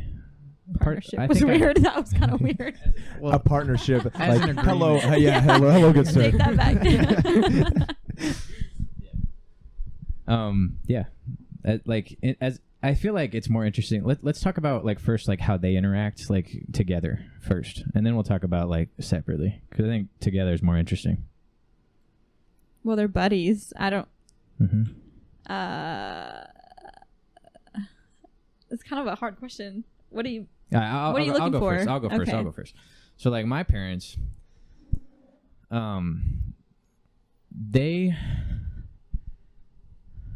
So let me give Jory and Ryan some backstory on my parents. They've had a hard run at things because they got married when they were 27 and 25. They had me a year later, and then not two kids. Oh my gosh, one kid every 2 years after that. Okay, and neither of them have degrees. And but my dad is like super hardworking, super smart guy. He can figure out how to get money, but he's very like driven in like an entrepreneurial standpoint from that perspective. So it makes like life pretty hard because like finances are kind of all over the place. So because of that, I think they've had a pretty hard, like rough go at things, and I think that they kind of like allowed themselves to kind of forget how to communicate because of that. Because like if there's so much going on, you kind of forget how to communicate. Like, I mean that happened like in my last relationship. You just forget how to communicate if there's like too much that you're trying to hold together. So communication, I think, is a big one that I would change for myself. 110%. Oh my gosh. Yeah, and like I'm not love saying you, mom that, and dad, but like, jeez. like I'm not saying that I would be able to do better because I don't know, right? But that's one thing that I'd recognize. I'm like, hey, we need to communicate better. Like in my marriage, right? And another thing, I feel like I don't think they take enough time for themselves, like together. I don't think they hang out enough. Like they haven't kept up on dating. Yeah, kind of. Yeah. I think that's also another hard thing. My parents are very different people. My dad is like an extrovert, like through and through. My mom's an introvert. Like she gets her social battery ran down, and then my dad like always wants to be going and doing stuff, but like she needs time to recover. And I think because of that, there's like some friction there. They don't hang out enough, I don't think. So those are two big things that are like, I recognize that, and like I'm going to try really hard not to bring that forward into my own life. But I don't know if I'm going to be able to do better than that, realistically. I might be in the same boat down the road, but those are just two things I've recognized. So, because we talked a lot about good things. Like, we're like, yeah, our parents, like, give us, like, they made us who we are, kind of, right? Yeah. They've established these ultimatums. So, what are some things that, like, maybe you recognize that you don't want to carry forward? I don't want to say anything I'm going to regret saying, but, like... That's okay. You be real. Put Brad on blast.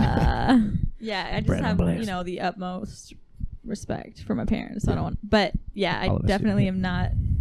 I don't agree with a lot of the things. I think that they pursue each other the way that they want to be pursued, instead of pursuing the way the other one wants to be pursued. So that's a big one. That's a person thing. Like, I think people just do that. Yeah, but I think you need to come to the realization that you're doing that at some point and make a change. I agree. But yeah, I think it's easier for them to yeah. I think they still date, so they still have like one-on-one time often. I mean, my mom is my dad's secretary, so they're together most of the time. But yeah. And I think it's like I'm trying to be careful. Yeah, you don't. I mean, nothing that we say is out of like disrespect for our parents. Like sure. All of our parents, all three of our parents, they're still together. They raised very good people. Yeah. That's very honorable things. I mean, Ryan. Hey, Ryan's a toss up. Trash to the earth. You flip a coin on a day for Ryan, it could be 50-50. But yeah, who knows? Yeah, our parents are all great people, and we're not saying anything out of disrespect. But like, I do want you to be kind of real, though. Okay. Yeah. Okay. Yeah. Okay, women typically have a problem with oversharing, and my mom has overshared to me in my life, and I don't think you should be oversharing to your kids about your marriage. Oh yeah. Oh yeah. It's never like any, like my parents have a good marriage, but obviously there's struggles. You should never hear your mom complain about something about your dad. Yeah, of course. I think that's a big problem. Yeah, I think. And laziness for my dad at times is a big problem, where my mom wants more effort, and it's like just watching a movie again. That's just an example, but it kind of gives you an idea. Yeah, that's good for you to recognize. You're like, okay, well, like, as a wife, I'm gonna hold my tongue a little bit. Yeah, and I think that can be a really big problem in marriage. Of course. And not even like your kids, but anyone, like girlfriend sharing crap about their husband. I think that's just really messed up, So. But do you think, obviously it depends on the topic that you're discussing. I still think you need some sort of like good counsel and community that you need to be able to share things at. Absolutely. Right? You can't hold everything in. But I think it's your heart placement when you're sharing. Like, Yeah. are you just doing Ooh. it to bash them or Ooh. like to actually grow through something? Like, are you And when I'm like 17 years old, my mom's saying, like, I'm not actually going to give her any advice and what she's talking about. It's just like, I don't need to know that. And I think that's one of the struggles my mom has, because even as a teenager, there were times where I was like, Mom, don't tell me that. Or talking about, because she's a pastor's wife, so she gets a lot of like stress at work and she can't actually tell anybody about it. Like, it's private information. So there's times where it just hits so hard that she just has those moments at home and she shares, and it's like, don't tell me that. That's not my... And I don't like knowing other people's business. I hate it. It makes me feel guilty. Like, it does not work with me. But she still struggles with that, after these years. It's like, I don't want to know someone else's business. Yeah. Like, I think like it depends like what you're bringing to the other person. You're like, are you saying like, hey, I've been thinking about this. What do you think about this? Rather than, I got a story to tell you. Yeah. Vent is just another word for like bashing people. Yeah. And I'm not saying I haven't done it. Like, I'm not saying that. I just want to strive to not be that way. I do that every day. Yeah. Like, and I hate myself for it. Like, yeah. And then like in a man, you need them to put an effort, be creative a little bit. That sounds like yeah. Well, and my dad can be kind of more lazy. Like, if he notices he needs to do something, he'll take my mom out to dinner, but he won't put any other like acts of service. Like, that's what my mom wants. Come and help clean the kitchen every once in a while or something. Don't show up, eat, leave. So, but my dad, his love language is gifts. So he'll make up for it in like taking her out or getting her something. Whereas she's like, that doesn't make up for all of this time, Yeah, understanding your partner's love language is very crucial. Yeah. Yeah. And you dish out you dish out your love language. You definitely do. Easiest, yeah. Yeah. I think natural. Yeah. But like you have to like you said a second ago, you have to eventually recognize like, all right, this isn't as easy as doing what like I want to do here, but yeah. So you got to do that still. So what do you think, Ryan? Got any? Because we put both of our parents on blast. What about your parents? Obviously, I think they need to keep up on dating. Like, I remember one time it was like just recently, my brother and I were like, when was the last time you guys went on a date? Mom was like, oh, we went for a car ride the other day. I was like, that's not no date. I'm good. Can I have coffee? Yeah. Thank you. I was like, what you mean? And then like I think like literally like the next week like they felt like they went on out. a date. Yeah, That's for like awesome. the first time in a couple months. I definitely call my parents on like I call them out all the time. Yeah, it's healthy. Yeah, it's healthy. But I was just like, yeah, but with no sugar in it. Yeah. And I was just like, what do you mean? That's not a date. Like that's just like hanging out. But that they definitely haven't keep up on dating. But communication, like it works for them, but for me personally, because I'm such like a let's go kind of person, they tend to like not talk about the issue and then let it die down. And then like my dad has to like drop seeds on the problem slowly, then it comes up. So it takes like an extraordinary amount of time to cover a problem. And in my head, I'm just like, let's go. Like, it's such a simple idea. Wait, but some people need to have that, though. That's what I'm saying. It works for them. But for me, looking at, like, what I need is honesty. Just say it. Get it out there, man. Yeah. Oh, my gosh. You're the first girl that's ever said that. Every other girl's like, hey, give me time to think about it. My mom will legit just, like, say, I don't want to talk about it, and just walk upstairs. I'm just like, we're all sitting at the dinner table talking about this one thing. Yeah. It's not her fault at all. That's just the way she processes stuff. Like, no, that's actually how my mom and my sister are. Yeah. I can't do that. No, because then you dwell on it. Yeah. And then you have like a whole bunch of assumptions that you make before actually talking to the person. It's just getting worse. It's just worse. It's eating at you all throughout the day.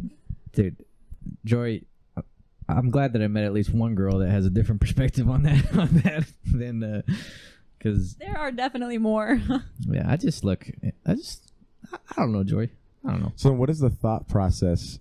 You said your sister and your mom are like that. What's the thought process behind like taking the time and like do they just want time to like run through it in their head?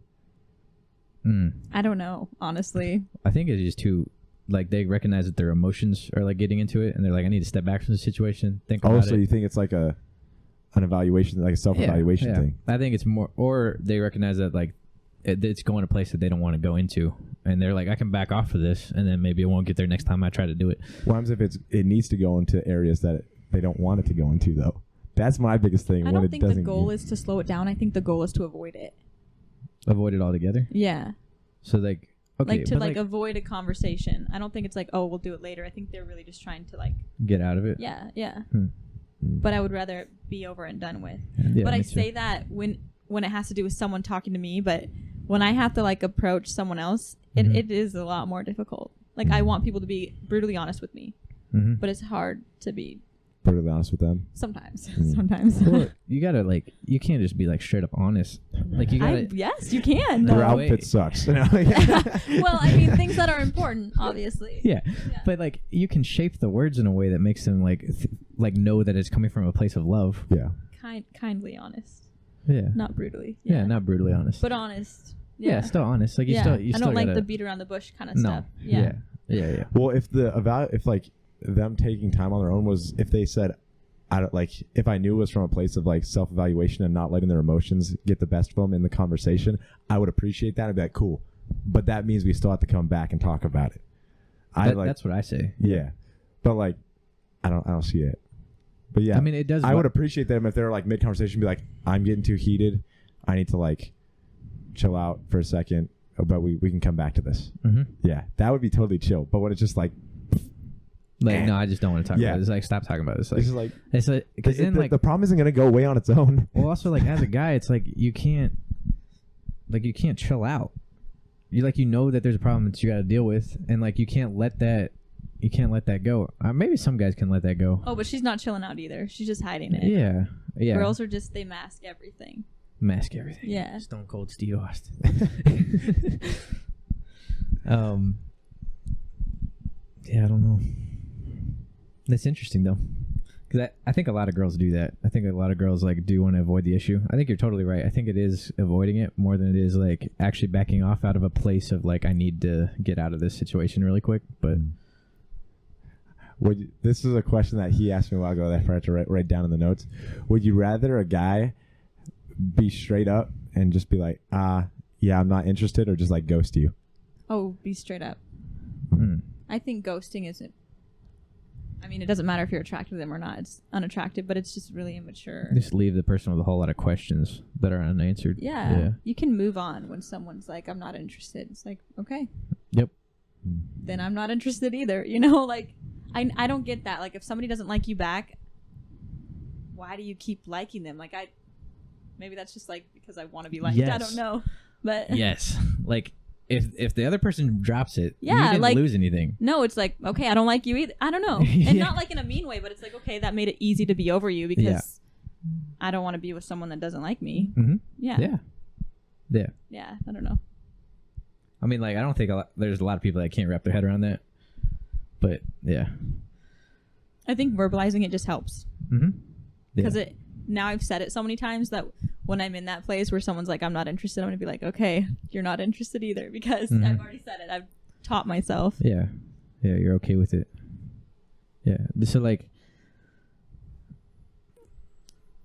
okay, I gotta figure out how to ask this question. If you want to take some time and go think about it, like just avoid the question altogether, just leave. Figure it out later. No, this is a good question for Jory. I'm actually curious. You're like you have a very good foundation, so like it's interesting asking you these questions because you have answers that I actually understand. Like you have the answers for which I seek. No, not answers that like I want or anything, but just answers that I'm like I actually like similar opinions. Not even that. More like, well, like you say things and I'm just like, yeah, I do agree with that, but it's like coming from a perspective that I don't understand until you say it. So you have said that you need the guy in your life to. Sorry, we're talking so much about relationships. We just it's kind of a trend, isn't it? It's always a trend. Okay. Yeah, we just talk about relationships. It's a season of life. Fair enough. Well, I think actually, side note, I'll try to keep that question in my head, but we don't talk about like politics or anything because we don't think that's interesting. So we just talk about people. and like their stories, how we interact with each other, because that's way more influential in your life. And I agree with that. Yeah, people matter way more. So that's why it's a trend. Yeah. But yeah. so I'm sorry if we're talking too much about relationships, but you need the guy to be a leader, right? So as a girl, when you kind of like recognize that like your mind is somewhere that maybe the other person isn't at, how do you like approach those conversations where you're like, I need to like redirect where things are going? Because you're not the leader. Can you reword that? So like, cause you said that the guy needs to be a leader, right? But as a girl, like there's times where you recognize like, okay, I need things to be moving a different direction, right? If they take a left and you wanted to go right. In a dating relationship, I would say I'm the leader of my own life. Okay. And Are I have you no actually problem. firm in that? I have no problem understanding that. It's so difficult to be up front. I just get nervous. Yeah. So like how have you learned to kind of like get over that nervousness? I don't think I've gotten a lot better, but I don't think I'm quite over that yet. I mean, it's okay to like be nervous about that, right? But like, because you said just a second ago, you'd like the guy to be straight up. No, I know. I appreciate that in people so much, but it's so difficult for me to do myself. Of course, yeah. Yeah. Of course. So I want to be straight up with people, but at the same time, I don't want to offend people. Like I don't want to hurt someone's feelings. Somebody. Yeah. Yeah. Because so that's the hardest thing for me, is saying something that is going to offend someone. Yeah. And usually when you're redirecting a path, it's going to offend the person. Yeah, because you're just not on the same page. Yeah. Yeah, and it might offend them. Yeah. I think like you run the risk, and I do this sometimes, just in my like friendships, is like I run the risk of like going places that I don't want to go, and then I have to redirect it down the road, and it's a lot more painful. And it takes a lot longer, right? So like if you're at like a fork right here and you go like way down the fork, opposed to like taking a turn down here, it's a lot easier to take that turn right here, right? You go way down the fork, you got to cross a really big barrier, right? You got to travel a lot further, and it's a lot more painful. So approaching the issue as soon as possible, essentially. Well, maybe not as soon as possible. There's definitely timing for sure, right? But like it does get really painful really quick though, if you kind of let things just keep rolling, you know? So like I just was wondering, like, because like as a guy I have an answer for that. I'm just like, I just have that conversation, I do it because I am the leader, right? But as a girl, I feel like it's a lot harder to set those tones, you know? Do you think in your dating relationships? I suck at it, to be honest. Like, don't say it. Don't say what? Don't say what I'm about to say? What are you going to say? Do you think in your dating relationships, you obviously, because it's a natural trait, do you take a leadership position? Like, do you think it's right to? Do you think it's okay to? Because she just said that she's the leader of her life and her dating relationship. Yeah. Well, do you think that's an issue with like taking a leadership position within a dating relationship for a guy? Yeah. I want Jory's answer. Yeah. Do you think that's an issue for a guy to take? No, I think it totally depends on how he's leading. Yeah. Totally. Yeah. Oh. So like that was the problem in my last relationship, was like, because like I said, I made a decision. I was like, I'm going to spend the rest of my life with this person, right? And because of that, I just kept leading this direction. It's like I was not allowing her to sway whatsoever. And that was probably a failure on my own. Like that's probably on me, because like there's certain conversations that we had like on the way to the end that like she was like, yeah, I just like I need to like start changing directions here, but I just didn't allow her to, because I was, and that's just because of that's just who I am. I was like, because I made the decision. I'm very hard-headed sometimes, especially when things are like that important to me. So, you know, it's hard for me to lead. We're talking way too much, by the way. No, you're not. We're talking too much. You got to talk more. You're the guest. Okay, I see what you're saying, though. I think I've had more like self-evaluation in my relationships than any other season of my life. Yeah, I think so. I've dated all of my adult life pretty much. Okay, I have not. So I feel like I did learn a lot in those seasons, though. So like, how do you like approach those conversations as a girl? I didn't have those conversations until I broke up with the people I dated. So you've had a couple other conversations. Yeah, but like throughout my dating experience, like when I said that my family saw me as someone else, yeah, I really did just mold myself around the individual's life, and I was not my own person anymore. So I agreed with everything. I went along with everything that they wanted in life and that they wanted in that moment, and then it came to that like point where the rose-colored glasses came off, and I could see that, and it really was like it happened in a day that I noticed. And that next day I said something and I ended the whole relationship. So I have to learn a lot about that because I blindsided people a few times to be like, yeah, we're going to get married and all this. And then the next day be like, it's over. Like I'm seeing that this was not healthy this whole time. Yeah, for sure. Yeah. So like you got to kind of learn how to not blindly follow. Yeah, no, I have to learn a lot of things. I got to learn a lot. Not blindly lead. Is, that's why I'm like saying that I have to be leading my own life while I'm dating, because I haven't actually done that in the past. So and and like I learned similarly is that like I gotta learn how to lead my own life and take care of myself before the other person. Yeah, you just get in a lot of trouble when you're service oriented. It's just I agree with that. I do. You just get into a lot of trouble because like you just put like it's like you're like how do you even say it? It's because you're just so focused on the other person you just don't really care what's like going on to yourself. And you want to be like you're and that's like where that's where your heart is. That's what you want. Everything in you is like this is what I'm supposed to be doing because none of that's bad, right? Not like doing all those things for the other person is not bad. But making it so you're not focusing on yourself is the bad part. Yeah. So like, Ryan, how do you like approach?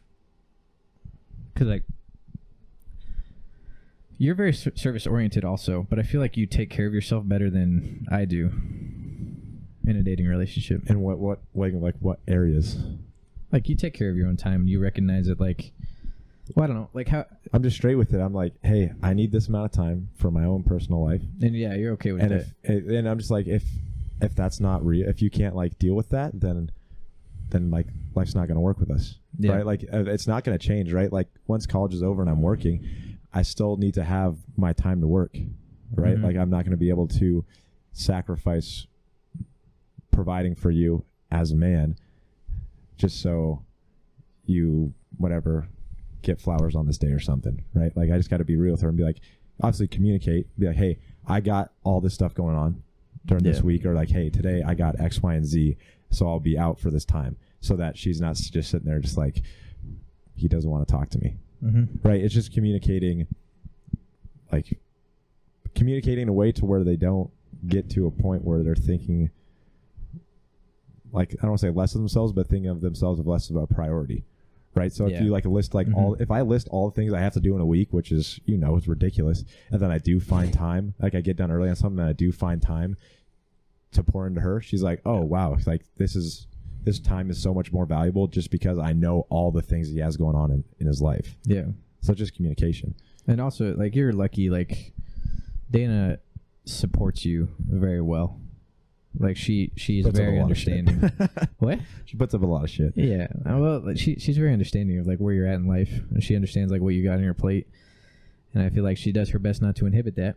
Also, too, she's like, she doesn't just look at present time; she's looking at future time too, right? Yeah. She would rather sacrifice now and have it be better in life than for me to fail out of college. Yeah. Do you think you run the risk of becoming too comfortable when you think like that? Yeah. How do you avoid that? I've had to bounce back from it before in our relationship, right? Like you'll go like, obviously like when you're in the honeymoon phase, you're just like all lovey-dovey, just going after each other, and then it's like, oh, I get caught up with like a busy week. That busy week turns into 2 busy weeks, 3 busy weeks, 4 busy weeks. It's just like like I said before about communication, having an open enough communication to be able to say like, hey, I'm not really feeling pursued by you right now. Right? I'd rather her tell me that and me being like, oh yeah, like I do need to start doing some more stuff because I've been slacking or I've been lacking. Yeah. And the same as goes for her. If I'm just like, feeling like lonely right now and just like distant. She's like, oh, okay, like thank you for telling me. Like now, like even though it's going to be a constant work regardless. It's never going to be like always perfect and always time, right? Right. All the time. You just got to be able to like be straight with one another and be like, obviously put it in a good way. Don't say like, hey, you suck, but like just being like, hey, like I need a little extra today from you. Yeah. Or like on other days when you're like, I'm having such a great day, maybe they're not having a great day. Maybe not like be saying, oh, I'm having the best day ever, I'm living my best life, and like actually helping them out a little bit. You know what I'm saying? Yeah. So just being real with each other. I think it matters when, like, how far into your relationship when you come across those. Like, obviously, when you're dating someone long enough, like, to be able to be honest. But if it happens at the very beginning of a relationship, it's not the right one. Oh, yeah, that's true. Yeah. Like, if it's like 3 months in, it's like, I'm not going to say, hey, I need you to pursue me more. Like, that's just not working. Well, okay. Hold on. I don't agree with that. That's why I'm ended things so quick and fast. Well, it's just like for me, I view it as like different days you're gonna be higher or lower on the day. So but not a day. Like if you don't see it in them, yeah. Oh, well, consistency is different than just like a day-to-day thing or like a week. Like obviously, if it's like multiple months to a year, it's an issue rather than just like right. If you're climbing a mountain and you slip, you can still walk back up the mountain. But if you just don't decide to climb the mountain, then that's on you. That's the issue. But part of you also has to realize that the other person's learning. And you have to have those conversations with them, like, hey, this is what I want, and, like, I need you to, like, learn this if we're going to continue. That sends some pretty high expectations, though. Well, no, not setting high expectations. Because, like, you need to have them, but... You're not going to, like, walk into a relationship with somebody that's ready, like, completely, and, like, 100% what you want. Well, then you're just picking a random person and making them fit for you. I want to pick someone who is themselves because I like who they are. Okay, so, like, how much of that piece needs to be together before you're able to accept that and allow them to learn certain things to fit your mold? Because like there's no way that's going to be 100%. Yeah, no, I understand that. Yeah. Do you see what I'm saying? Yeah. I mean, I think like you can definitely choose better, right? Yeah. But like they do have to learn a little bit. And I think that if there are some like, you know, qualities about them that you just don't want to let go of that person, you make it work. But when it comes to a point where it's like, I don't even want to be with this anymore. Obviously, you can't make that work. Yeah. Like you're decided. Also, too, though, the person you I misunderstood you. I'm sorry, I misunderstood you. Go ahead. The person that you like start dating or the person that you married 10 years from now is not going to be the same person. No, that's totally true. Yeah. Mm-hmm. Right. So he was looking at it from the point of view as like needing it to be the whole piece of the circle as like perfect before you start dating. Yeah, them. no, I don't think that, but I don't want to just make someone work. Like you know, you want them to like. I understand what you're saying. Who they are before I come into the picture. I understand what you're saying. So you're saying like there's like bigger things. I'm saying more of like you should be like both striving towards the best person that you can always be or that you can become. Yeah, I misunderstood you. I thought you were talking about like I'm probably all over the place. No. Yeah, I thought you were talking about smaller things. My bad. Yeah, that makes sense. I mean, I think because I've had a lot of conversations with the people I'm dating, just kind of like about like them becoming a better person. Wow. Like, hey, whoa. And, like, you suck. So you suck. I don't appreciate you right now. No, but like shout out Carly. Does she know about this? I don't think she doesn't know about she doesn't know about this. Yeah. If she did, there's a whole episode like equated to her. So I feel like she would just feel bad if like she knows. My whole she story. knows. Hey, this is a king over here. No, you deserve to be treated like one. Yeah, I let her down incredibly easy. I made it incredibly easy on her. We don't have to get into it. That just said his head just starts a little like going down. Yeah, but like I've had a lot of conversations where I'm like, hey, this is where I'm lacking. This is where you're lacking. I would like us to work towards bettering this area in our relationship. I've had those conversations. Yeah, and, those are the key I think parts, that those are important. I've never had those conversations. I'm not gonna lie. Yeah, never once. You might not have like gotten far enough. Well, I was just really, really bad at communicating. I don't know if that's like. I think the guy tends to be the one that needs to bring that conversation up.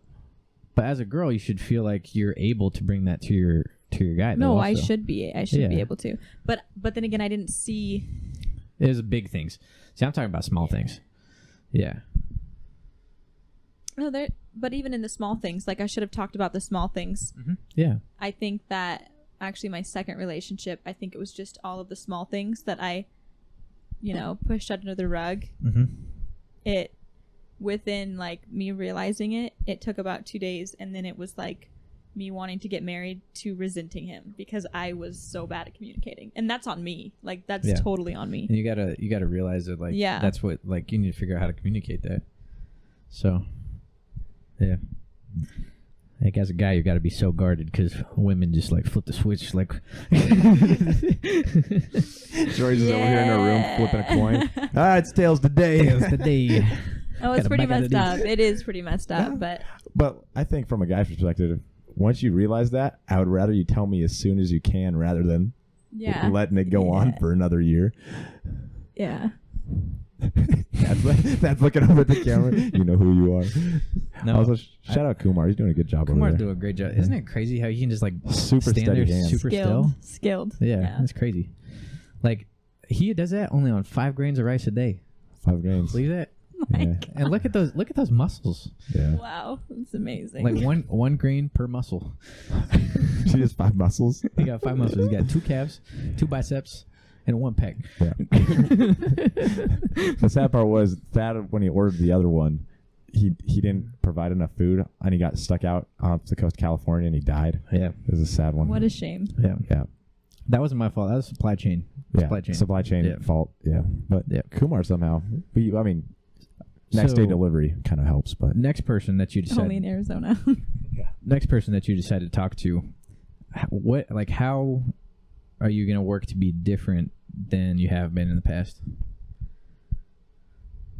I'm going to try to be super honest. Yeah, that's good. Yeah. That's a good thing. I've learned how to do that a lot recently just with the people that I'm around. Yeah. So I have confidence that I'll be able to do that in a relationship. That's awesome. Yeah. I think your guy will appreciate that. Yeah. Maybe not in the moment or the year after that, but like maybe after that first year, he'll appreciate it. Like when you break it off, like it'll take about a year and then he'll appreciate it. I think honesty. That's depressing. A year is a long. Yeah. Yeah. I mean, I'm just being straight with you. No, Yeah. I'm joking. Like realistically, if you broke it off with a guy, he does got to just kind of realize it. Like he didn't lose anything in that situation. It's okay. I feel like You got to take care of yourself. Yeah. Yeah. Also, you have to be able to appreciate as a guy, like what you got out of the relationship, like appreciating all the lessons that you learned, all the growth that you experienced, instead of focusing on like, I suck. Yeah. You know what I mean? Like there's still good parts yeah, of it. exactly. Yeah. Yeah. You gotta like take away what you learned, and then you gotta figure out how to move on, figure out like how to adjust, how to be better. But also like, you're not gonna work out with everybody. Yeah. That's So, true. Like I feel like some people work out with more people than other people. Did that even make any sense? Yeah, if Coherent someone's sense? like super like malleable as an individual. Yeah. I feel So like like, they could, I feel like I could make it work with a lot of people. me. Yeah, with Ryan. Like, Ryan's a pretty hard person to get along with. You know this. But like, no, I'm just playing with you. But and then like other people, they need a perfect person, and I think like those people that need a perfect person probably have like themselves established a little better than people that can just kind of get along with anybody. I don't know. I'd say that person's more easygoing. Like Yeah, if you're just, that's you true. can kind of go with the flow more. So are you like not so go with the flow? No, I mean I am. So I can't really like. Maybe I will have someone that is. That's able to turn all that stuff around. Yeah. I was not good at dating, so I don't want to keep using my past experiences because I'm hoping to be completely different in the future. But Yeah. Well, I don't think you should be completely different because there's certain things that you did well, right? Yeah, Yeah, but but I you mean, need communication is shifts. like the biggest. I need to be able to communicate with someone. Okay, but you said like you decided in like how fast was this decision to like when did you decide that like you needed to have this conversation, and then when did you have that conversation? A day. Yeah, so you are amazing at communicating. Oh, but I should have been able to communicate all of those things as they occurred in the relationship. Yeah, But you also said that you tend to see things all at once, like as a big thing. I do, but that's a fault. Like I should be able to evaluate. that's kind of just who you are. I don't. Yeah, but it's not fair to them because then I feel bad that I'm doing it because it's like, oh, they should have seen it coming. So instead of seeing it as a fault, you could see it as what you could possibly need in someone else that does pick up on the smaller things very quickly and can address them, so that it's not just like one big thing all at once. Yeah. Yeah. So instead of a fault, more of like something to be balanced in a future partner. Yeah. Right, because you're not going to be perfect at everything in life. No, definitely not. So I guess I didn't get anything brought up to me either. So I guess. Yeah. So it's just as much. That's not just on you. It's on everyone. Yeah.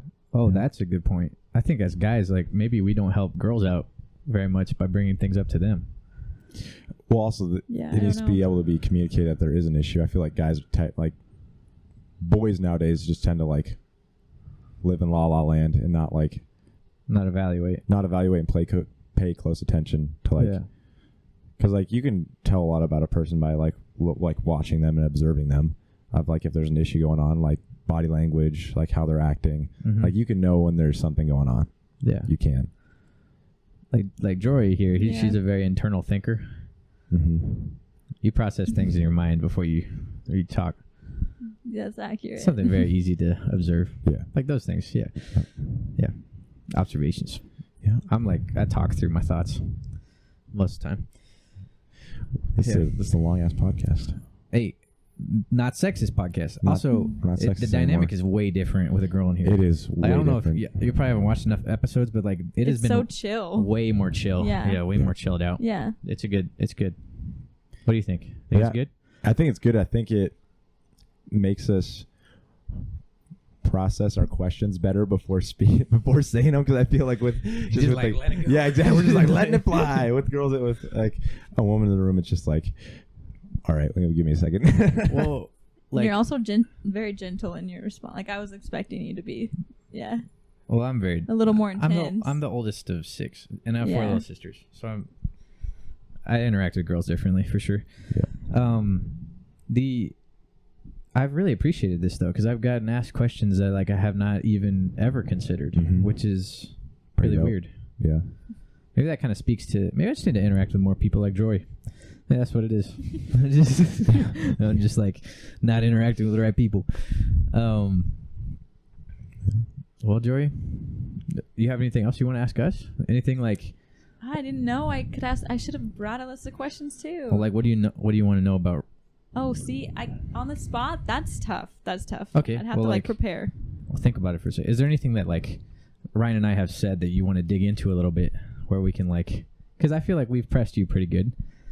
We've talked about a lot of like the things that have happened to you. Yeah, you really wanted to know what I wanted in a guy, but I don't know what you want in a girl. Oh, I'm supposed to be thinking about this like for an hour now. Like, all right. Well, I started it, right? Said I wanted her to be like a mom. I definitely want her to like be supportive of me, but also like be able to like. Oh, one thing. This is actually super important to me.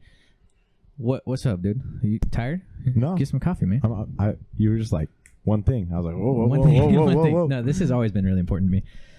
I work super hard, and because of that, dumb hard. Joy, like this man. I've heard. Ridiculous. Good for you. Well, yeah. Because of that, I need the girl in my life to be like extremely fun. Makes sense. Because I need her to just pull me out of that. Yeah. And just go do stuff. Because I'm always down to do stuff. It's just like I need people in my life to be like, Thad, you gotta stop working. Like that's why Ryan and I work out so well. It's because Ryan and I will freak out, and then we'll just be like, all right, it's Friday. We're gonna go sit on a roof somewhere, scrub. But like that's one thing that's super important is like they need to be able to have fun. That's like something that I definitely look for. Obviously they got to have a good relationship with the Lord. I feel like I've been lacking in college. Oh my gosh, me too. That's why I want it in a guy so bad. Yeah. Because I'm not saying that mine is good. It is horrible. Right. It's humiliating, honestly. Yeah. So. Yeah. And like that's something that like I want for myself and I want for my spouse. And I think like a lot of good things kind of fall into line with that. So fun. I would like them to be creative. I want them to be pretty outgoing. I mean, I'm an introvert, actually. You believe that? Yeah, I do. Yeah, that's good. It's very apparent. Shots. Very apparent. Yeah. So like, I don't mind if they're introverted or extroverted, but like I need them to be able to interact with people. Kind of the same thing with like them being fun, and then be like somewhat easygoing. You know, driven's another big thing for me. What other qualities is there? Oh, I don't know what you want. Like, What are we gonna do? Like qualities for 400 on the wall. Like qualities for 400. Well, yeah. I think them having a servant heart also makes it easier on me because like you said, like because I'm so service oriented, I like give a lot, and if they're not service oriented, then I get drained very quickly. You need someone to be able to pour back into And you. somebody to be able to pour back. So, I need like somebody that's like able to like appreciate the directions I choose, but also be able to say like, hey, like I know where your head's at and appreciate that, but can we look at this? I need some like different perspective. That's kind of a lot. No, you should have a lot. I Is mean, that a lot of things? no, yeah, it's good. What else?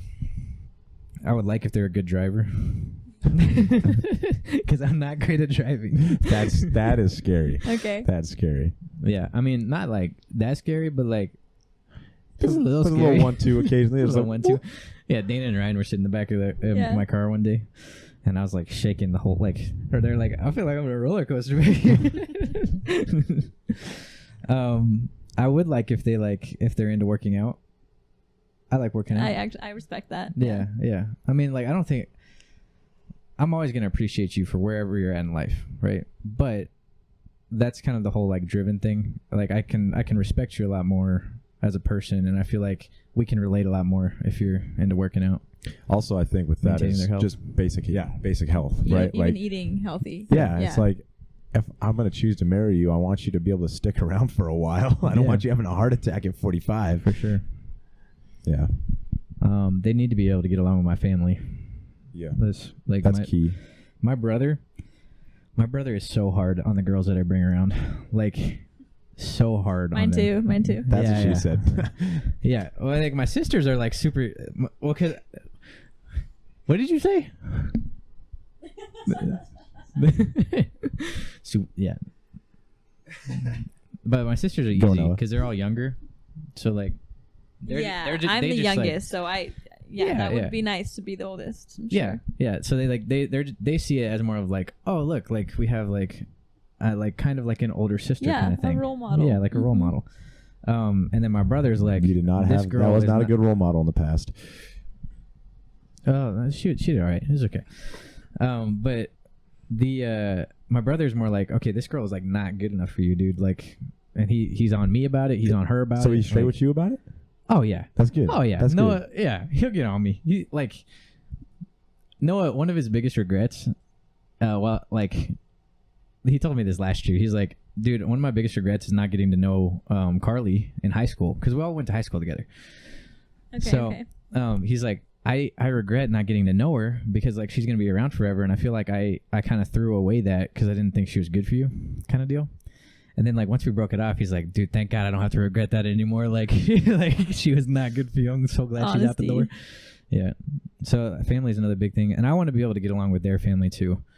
You know, like I said, people are the most important things. Yeah. Right? So being able to have somebody that came from a good place that I can go to and have a second home in, we can establish our own home, and then we have my home also. Yeah, that's huge. So that's huge. And then just being able to interact with people. Yeah. Did you have a good relationship with your ex's family? No. Kind of a long story about that. Do you want to know about all this? I'm curious. You're curious? Oh, but whatever you want to do. Oh, we can go into it. Ryan, when do you have to be out of here? Me and Jory can wrap this up. I honestly don't care. Just text them. Just be like, screw that group.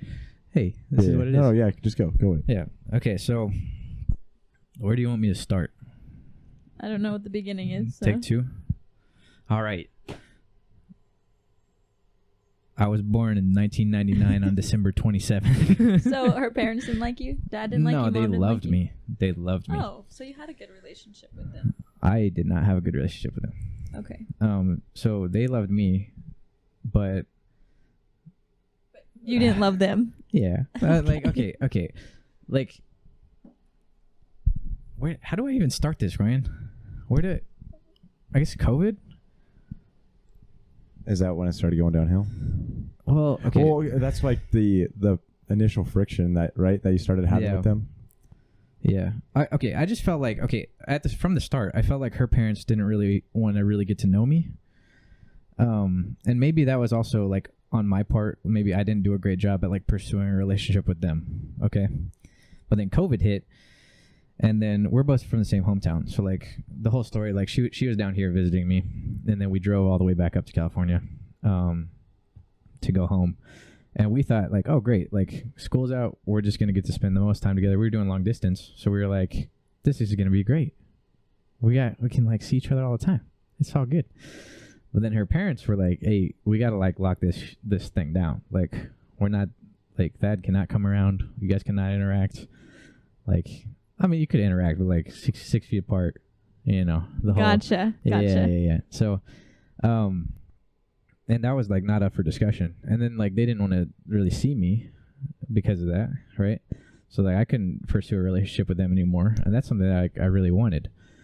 So that continued for like throughout the entire summer, and like we tried to like push into it. We're like, hey, can we like reevaluate this? Like we need to do something about this, because like if we're gonna make this thing work forever, like Thad wants a relationship with you guys, and you guys need to have a relationship with him. And they're like, no, we're not budging on this. Like we're just not gonna budge on it. So and I'm hard-headed, so like I had some like I wanted to have the conversation, and then they weren't willing to have the conversation with me. It didn't really matter to me where that conversation went, but it was like they weren't willing to have the conversation. So because of that, I just it was hard for me to, because that's something that I wanted so bad in a relationship. It was hard for me to, how do I like say this without like it was offensive? Not even offensive. It was just like hard for me, because it was just like something that I wanted so bad. It just like really did like tear me apart. Because like I was like, I just feel like I'm the only one that wants this. I think that it's right, and you guys aren't really willing to pursue it. So I just don't really know what to do with that. So that whole summer was just like super draining, because like I felt like I just really didn't have a home. Like I was just kind of like wandering the earth with her, just trying to like spend time with her, because like we had another year of long distance coming up, and I just didn't have like a place to establish my home with them, with her. Like my home was fine, but like I was working all the time, still got to pay for school and stuff, so it just made it like very difficult. And then because of that, because that kind of did just build up a lot of resentment in me. There's a whole nother part where like, I mean, they decided that they weren't even going to talk to their daughter about it, right? And they kind of threatened to like do a few things that would make her life very difficult. They threatened to take away like financial, like paying for college. Yeah. And just Gotcha. Didn't want to have the That's conversation. pretty low. That's so low. It's So like a movie. Yeah. Yeah. So that built a lot of like, You want to see him? I couldn't Or respect I'm not it. paying for your college. Yeah. So like I built a lot of like this, like I couldn't respect it. I built a lot of resentment, and then like from then on, I was just like, I can't, like, it just made my life very difficult, and it's just like something really disappointing. And I think why it affected me so much is because I already made the decision. I was like, I'm gonna marry you, and I was like, I just convinced myself, well, like that's just something I don't get anymore. Because like you're worth it to me enough that I'm gonna like sacrifice that part of what I wanted for you. Sure. So yeah, that kind of affected me quite a bit. But yeah, it wasn't great because of that. That's rough. I'm Yeah. sorry. Yeah, that's all good. So that's something that I look for now. And there's like that whole story is so long.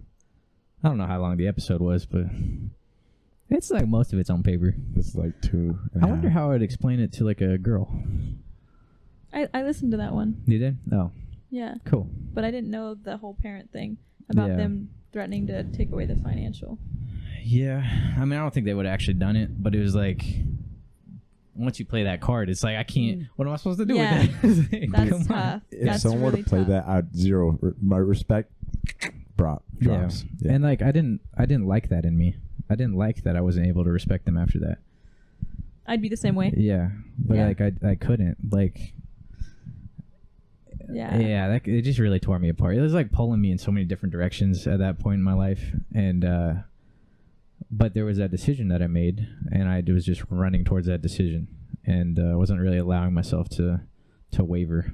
How did you turn around from that decision? If you were so set in stone on it, how do you like? I never did turn around from that decision. Yeah, you eventually broke it off. You had to eventually. Well, kind of. So like I pursued Carly all the way to the end. I gave her all the tools that she needed to figure it out for us, and I like never wavered. So like I didn't ever like turn it around. It kind of got to the point where like I realized, like I told her, one of the last conversations you probably heard, but like I told her like you've already broken my heart like a long time ago. Right. Right. But you're breaking my will now, and you're affecting, like, you're holding me back at this point. So because of that, it's too why are we going so deep? I do have a question for you. Why you hurt my voice that Why are like we going this? so deep? That's what she said. Yeah. So I never really did turn around from. I never turned around from that decision until like it got to the end, and I realized like I can't keep making this decision because I'm alone in this decision. And Okay. Yeah. Do you agree that dating is supposed to be like the best part of your relationship with someone? The most exciting? no, I You don't don't agree in that. I think that dating is the easiest part of the relationship. I don't think it's supposed to be the So best. if your relationship looked like what it did, why did you keep, like, this kind of connects to why you were saying like you're trying to, okay, you work through the problems with the person instead of being like, okay, it's not the right person. If I was in your shoes, I would have come to the realization like this is not the right person for me. Mhm. Yeah. Why did you keep trying to make it work so hard if you could see that even her interests were swaying? Like, that season of your life should be exciting. Should be the easiest. Should be exciting. Yeah, and it wasn't. Didn't that like scare you for your future with her? Yeah, it did. But I'm like way too loyal. So I'm like a dog. Like if you earn my loyalty, My dog. yeah. If you earn my loyalty, Yeah, but it's unwavering. that's I know a it's big not. decision in life to just be like, Yeah, no, oh well, I totally we're agree. already together. Like, I totally agree, and I think like that's one of my biggest flaws. Did Is you my make loyalty. that? Do you think you made that decision too like premature? I mean, I was like freaking in like what grade? I was in like a freshman in college. Like yeah, I did. Yeah, of course. But it's like, again, I'm just too loyal. I just build that. So like that's why is just because I'm too loyal. I probably should have been evaluating that a little differently. And now I think about things a lot differently now, just because of like recognizing, like throughout my entire relationship, there was a lot of things that I recognized. I was like, well, I guess I'm just like gonna accept this. I was making a lot of compromises, and that might be me not knowing my self-worth, right? So Yeah, I think what yeah. similar to what she's saying, if you think that dating is supposed to be the easiest part of life, why did it take you so long to break it off if it was so hard? Like if you were thinking about like, oh, what's marriage going to be like? If you said dating's supposed to be the easiest, that means marriage is supposed to be harder. yeah, I mean, I'm completely comfortable with harder though. Like I don't care how hard it is, I'll figure it out. And again, that's it true. comes down to loyalty. But you I'm don't not just saying figure I'm hard out smart if for you're this. living in hard. I'm not saying that these were good decisions. That's fair. Yeah, Sorry. these weren't good decisions. My No. bad. And I would not make these decisions again. You would Again. hope. I mean, again, it just comes down to loyalty. Like, and I'm like trying to be very guarded with that now, but I don't know. Yeah, it's hard to change who you are. It's hard to change who you Yeah, are. Yeah. yeah. Yeah. You should So- hold on to those things. That's good. That's a good Mhm. quality. Yeah. So, why is this, Jory? Why we need to ask you more questions? Well, no, that's fair. We asked her like if she wanted to know anything. Yeah. Do you want to know anything else? Yeah. If I would have known, I would have prepared. You would have prepared. something. Yeah. Yeah. It's okay. You gotta hit the camera. Yeah, go ahead and go for it. Yeah, I don't know. That whole story is. There's obviously a lot more. I mean, like, I spent a significant chunk of my life with that person, or like at least like pursuing a life with that person, right? So, I don't know. I've been so like as I've kind of like been talking to more people, or as I was kind of trying to figure that whole part of it out, I was asking like a lot of people. I was like, hey, like, is this like kind of like odd that like I spent so long with this person? And like pretty much all of them were like, no, I think it's actually a good thing because it shows me that you can commit. I don't know. Like if a girl came to me and she's like, I dated a guy for 4.5 years, and then I don't know. What do you think? That's a long time. It's a long time. It's like That's a very long like, time. what I think about, I'm like, okay, like it's gonna take you like so long to get to like how well that girl knew me, Yeah. Well, that's very true. right? And you're gonna think about her for a lot longer. Yeah. It's not like you dated for It's like a year. a part. And It's like a part of like, me. I still think about my first boyfriend more. I mean, Yeah. yeah. And I was 16 years old. Mhm. I can't imagine having dated somebody for that long. Mm-hmm. That would take a really long time to get over. Yeah. Even like if you're upset with them or you're still thinking about the fact that you're upset with them, like she's going to be on your mind for a really long time, Yeah. which that's tough. I would rather know, like when I'm in a relationship, yes, I like definitely change who I am and I'm not good at confronting, but I want to know right away. Like everything. Wait. Like what are I you want to saying? know if it's the right person. Like Oh yeah.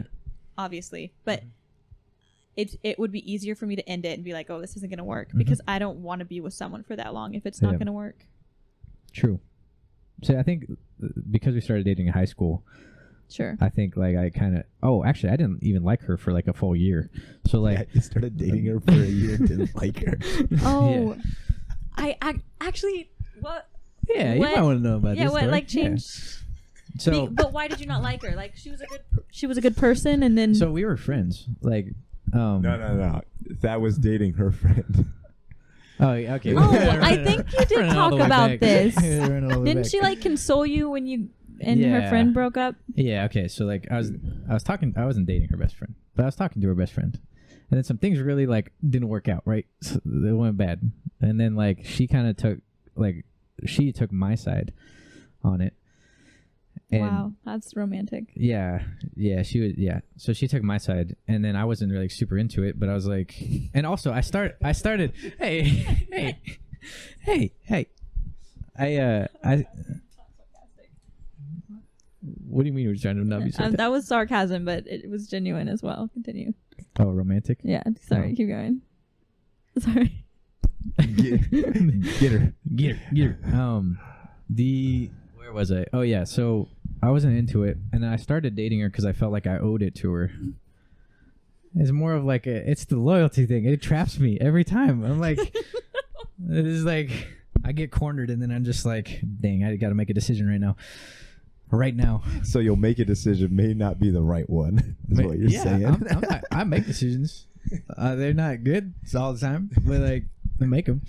So yeah, I wasn't like super into it. And then I had a really bad concussion. I like really bad. Like I couldn't read for like 6 months. I did remember this. Yeah. Okay. So And she then helped you through school. she kind of nursed cheated me him back through to health. school. Hey, you do what you got to do. Yeah. Just like that, I've Respect. repaid the world doing it to me. Yeah. She helped me out. Allegedly. Allegedly. Yeah. She helped me out with school. And then like as I was kind of like getting better, I kind of like started like actually falling for her. Unfortunately, that was like second half of senior year of high school. So there wasn't like a lot You of time. dated somebody for a year before you fell for them. Yeah. Isn't that crazy to you? That's crazy. Yeah. Yeah. But it's more because like that's what I mean by like I'm service oriented. is like I genuinely put other people before myself. Also, though, And that gets me into a lot of trouble. you got a ton of service in that moment in time, so you probably felt like, I don't want to say indebted, but to a certain degree, like you said, you had to repay her in a certain sense. Like she helped you a lot. Maybe that's why Yeah, I hate because- receiving things. Yeah, dog. It's because I feel like I'm indebted, yeah, and then I feel like I have to push back that's why in. you never ask anybody for help. Yeah. Yeah, sad Yeah. reality. No, but like, yeah. But don't you want it? Like, I want it to be different. okay. I do. Okay. I want it to be different. Yeah, I want to be mistreated again. I think Let's go. No, I mean, like, don't you want to be like so into a girl before you? Yes, I would. Like, I would love that. That just sucks can't. to think about being with a guy that doesn't actually like you and you don't know. That would be Oh, she horrible. knew. She knew. Oh my Oh, she knew? gosh. She knew. She was just okay with it. She was just like, yeah, you're gonna get there eventually. She was a very laid back person, so like, it's like, I don't know, but yeah, I mean, I want it to be different. But that says a lot about her self-worth too, Yeah. because that would suck. Well, it's not Yeah. like I was still like. Oh, I'm imagining you being very kind. That's not what I'm saying. Yeah. Like it But was very hard. It was don't like you want like it's like, hey, like, the guy should be so into you. I want to be so into someone. I don't want to just be like, yeah. we can. Never mind. Okay. I'm more of like a make a decision to figure it out kind of person. Yeah, I think like This podcast got flipped right on you, man. Dude, I'm sorry. Jory was just like, Uno reverse card. Dude. Like, Uno reverse card. I am the Yeah. co-host now. It was like my You're the mistakes. guest. Your mistakes. Yeah, I want it to be like that. I just like I'm also like I'm not really attracted to people initially. I don't really get attracted to people until I start talking to them. I get that. And I learn their personality. Yeah. So because of that, I think there's just a lot of things like in me, and I wasn't really developed as a person yet. I was how old was I? Like 16, 17? Or around there? Dude, almost 5 years. 4.5 years. 4.5 years. That's kind of like that's a long time That's wild. to know somebody. Yeah. Wait, flame him. Wait. Flame him. No, do it. Hit Go, him with it. Go. I want to hear what you had to say. Please. No, he enjoys it. I do. You could have not wasted 5 years if you decided that you didn't like her. Like that. What? You learned so much though, and Yeah. that's awesome for you. Yeah. For you. That's awesome. She ends for it with you. the for you. For you. I just. Yeah. I coulda, That like- would suck to date someone that you were not. Well, I could have like, if I had dropped it then, I would have like not had to deal with so much. Like I was doing long distance with this girl for 3 years. Yeah. Okay. And My like second that, relationship though, I didn't really like him. Like I wasn't really like attracted to him. Mm-hmm. Yeah. Like at all. Yeah. And I feel like I Dang. wasted a year. Yeah. So I'm like 4.5. See? That's a long time. See? That's a long time. We're like the same person. What's going on right now? A year though, and 4.5. Yeah, maybe I'm just like, I don't know. I don't know about Got that. oh, maybe if you were a guy, you would be in the same shoes as me because like you're just the leader. Well, you decided though. You decided that you weren't into it and then you cut it. Yeah, I did. Yeah. So maybe Hey, not. just switch up your stuff. You see how it's for like what's See- like to be see a how girl it for a goes? while. Yeah. Shoot up some estrogen. You'll be alright. What was I gonna say? Oh yeah, I don't know. That I mean, I could have gone through like a lot less pain. Like Ryan knows this. I kind of threw away the first 3 years of my college. Yeah. Kind of because of that girl. Oh yeah, you talked about that. You talked about that. Yeah. So, That's sad, but but could have saved you from a lot. kind of had to. Yeah, You kind of could have had been to doing other be. crazy stuff that you'd regret. Yeah, so. and like I. You could have a disease right now or something. Yeah. You know. Well, Hey, now, hey, chlamydia went around, so chlamydia went around. Yeah. How do I you mean- know? I mean, you guys know me well enough, so I'm not worried. yeah. I think, I mean, half the engineering class, Ryan, half the engineering class wouldn't be graduating if Carly wasn't around. Yes. So- That's true. Yeah. Yeah. Yeah, I just wasted a lot of time, but I mean, I learned a lot. No, yeah, you learned a lot. I did learn a lot. I think I learned a lot about myself. Actually, like I didn't learn about myself so much until we broke it off, and I had to kind of reevaluate. Like, Yes, yeah, for sure. Like this is what I'm at. This is what I am. But it took that These are good relationship things. to learn all of those Oh things. yeah, for sure. Yeah. So then, do both of you not like self-evaluate yourself consistently? Like I do, probably like almost every day. I do. It's just different when you have to focus on another person. I don't know. I think judging yourself and evaluating yourself are different. I probably judge myself for what I'm doing more than like evaluate to be better. I don't do that as often as I should. I evaluate myself a lot. I don't judge myself a lot. I'll make dumb mistakes. Be like, it's whatever. This is what it is. Yeah. I don't like how this podcast got flipped on me, bro. Well, Jory, yeah,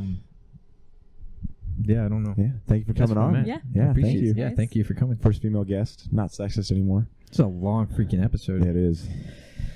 Yeah, we should wrap it up though. All right. Thank you guys for listening. This has been I Mind episode 12. We appreciate you guys. Follow us on Instagram, like those photos, subscribe, hit that notification bell. If you're subscribed, we appreciate you. Like the video, and goodbye.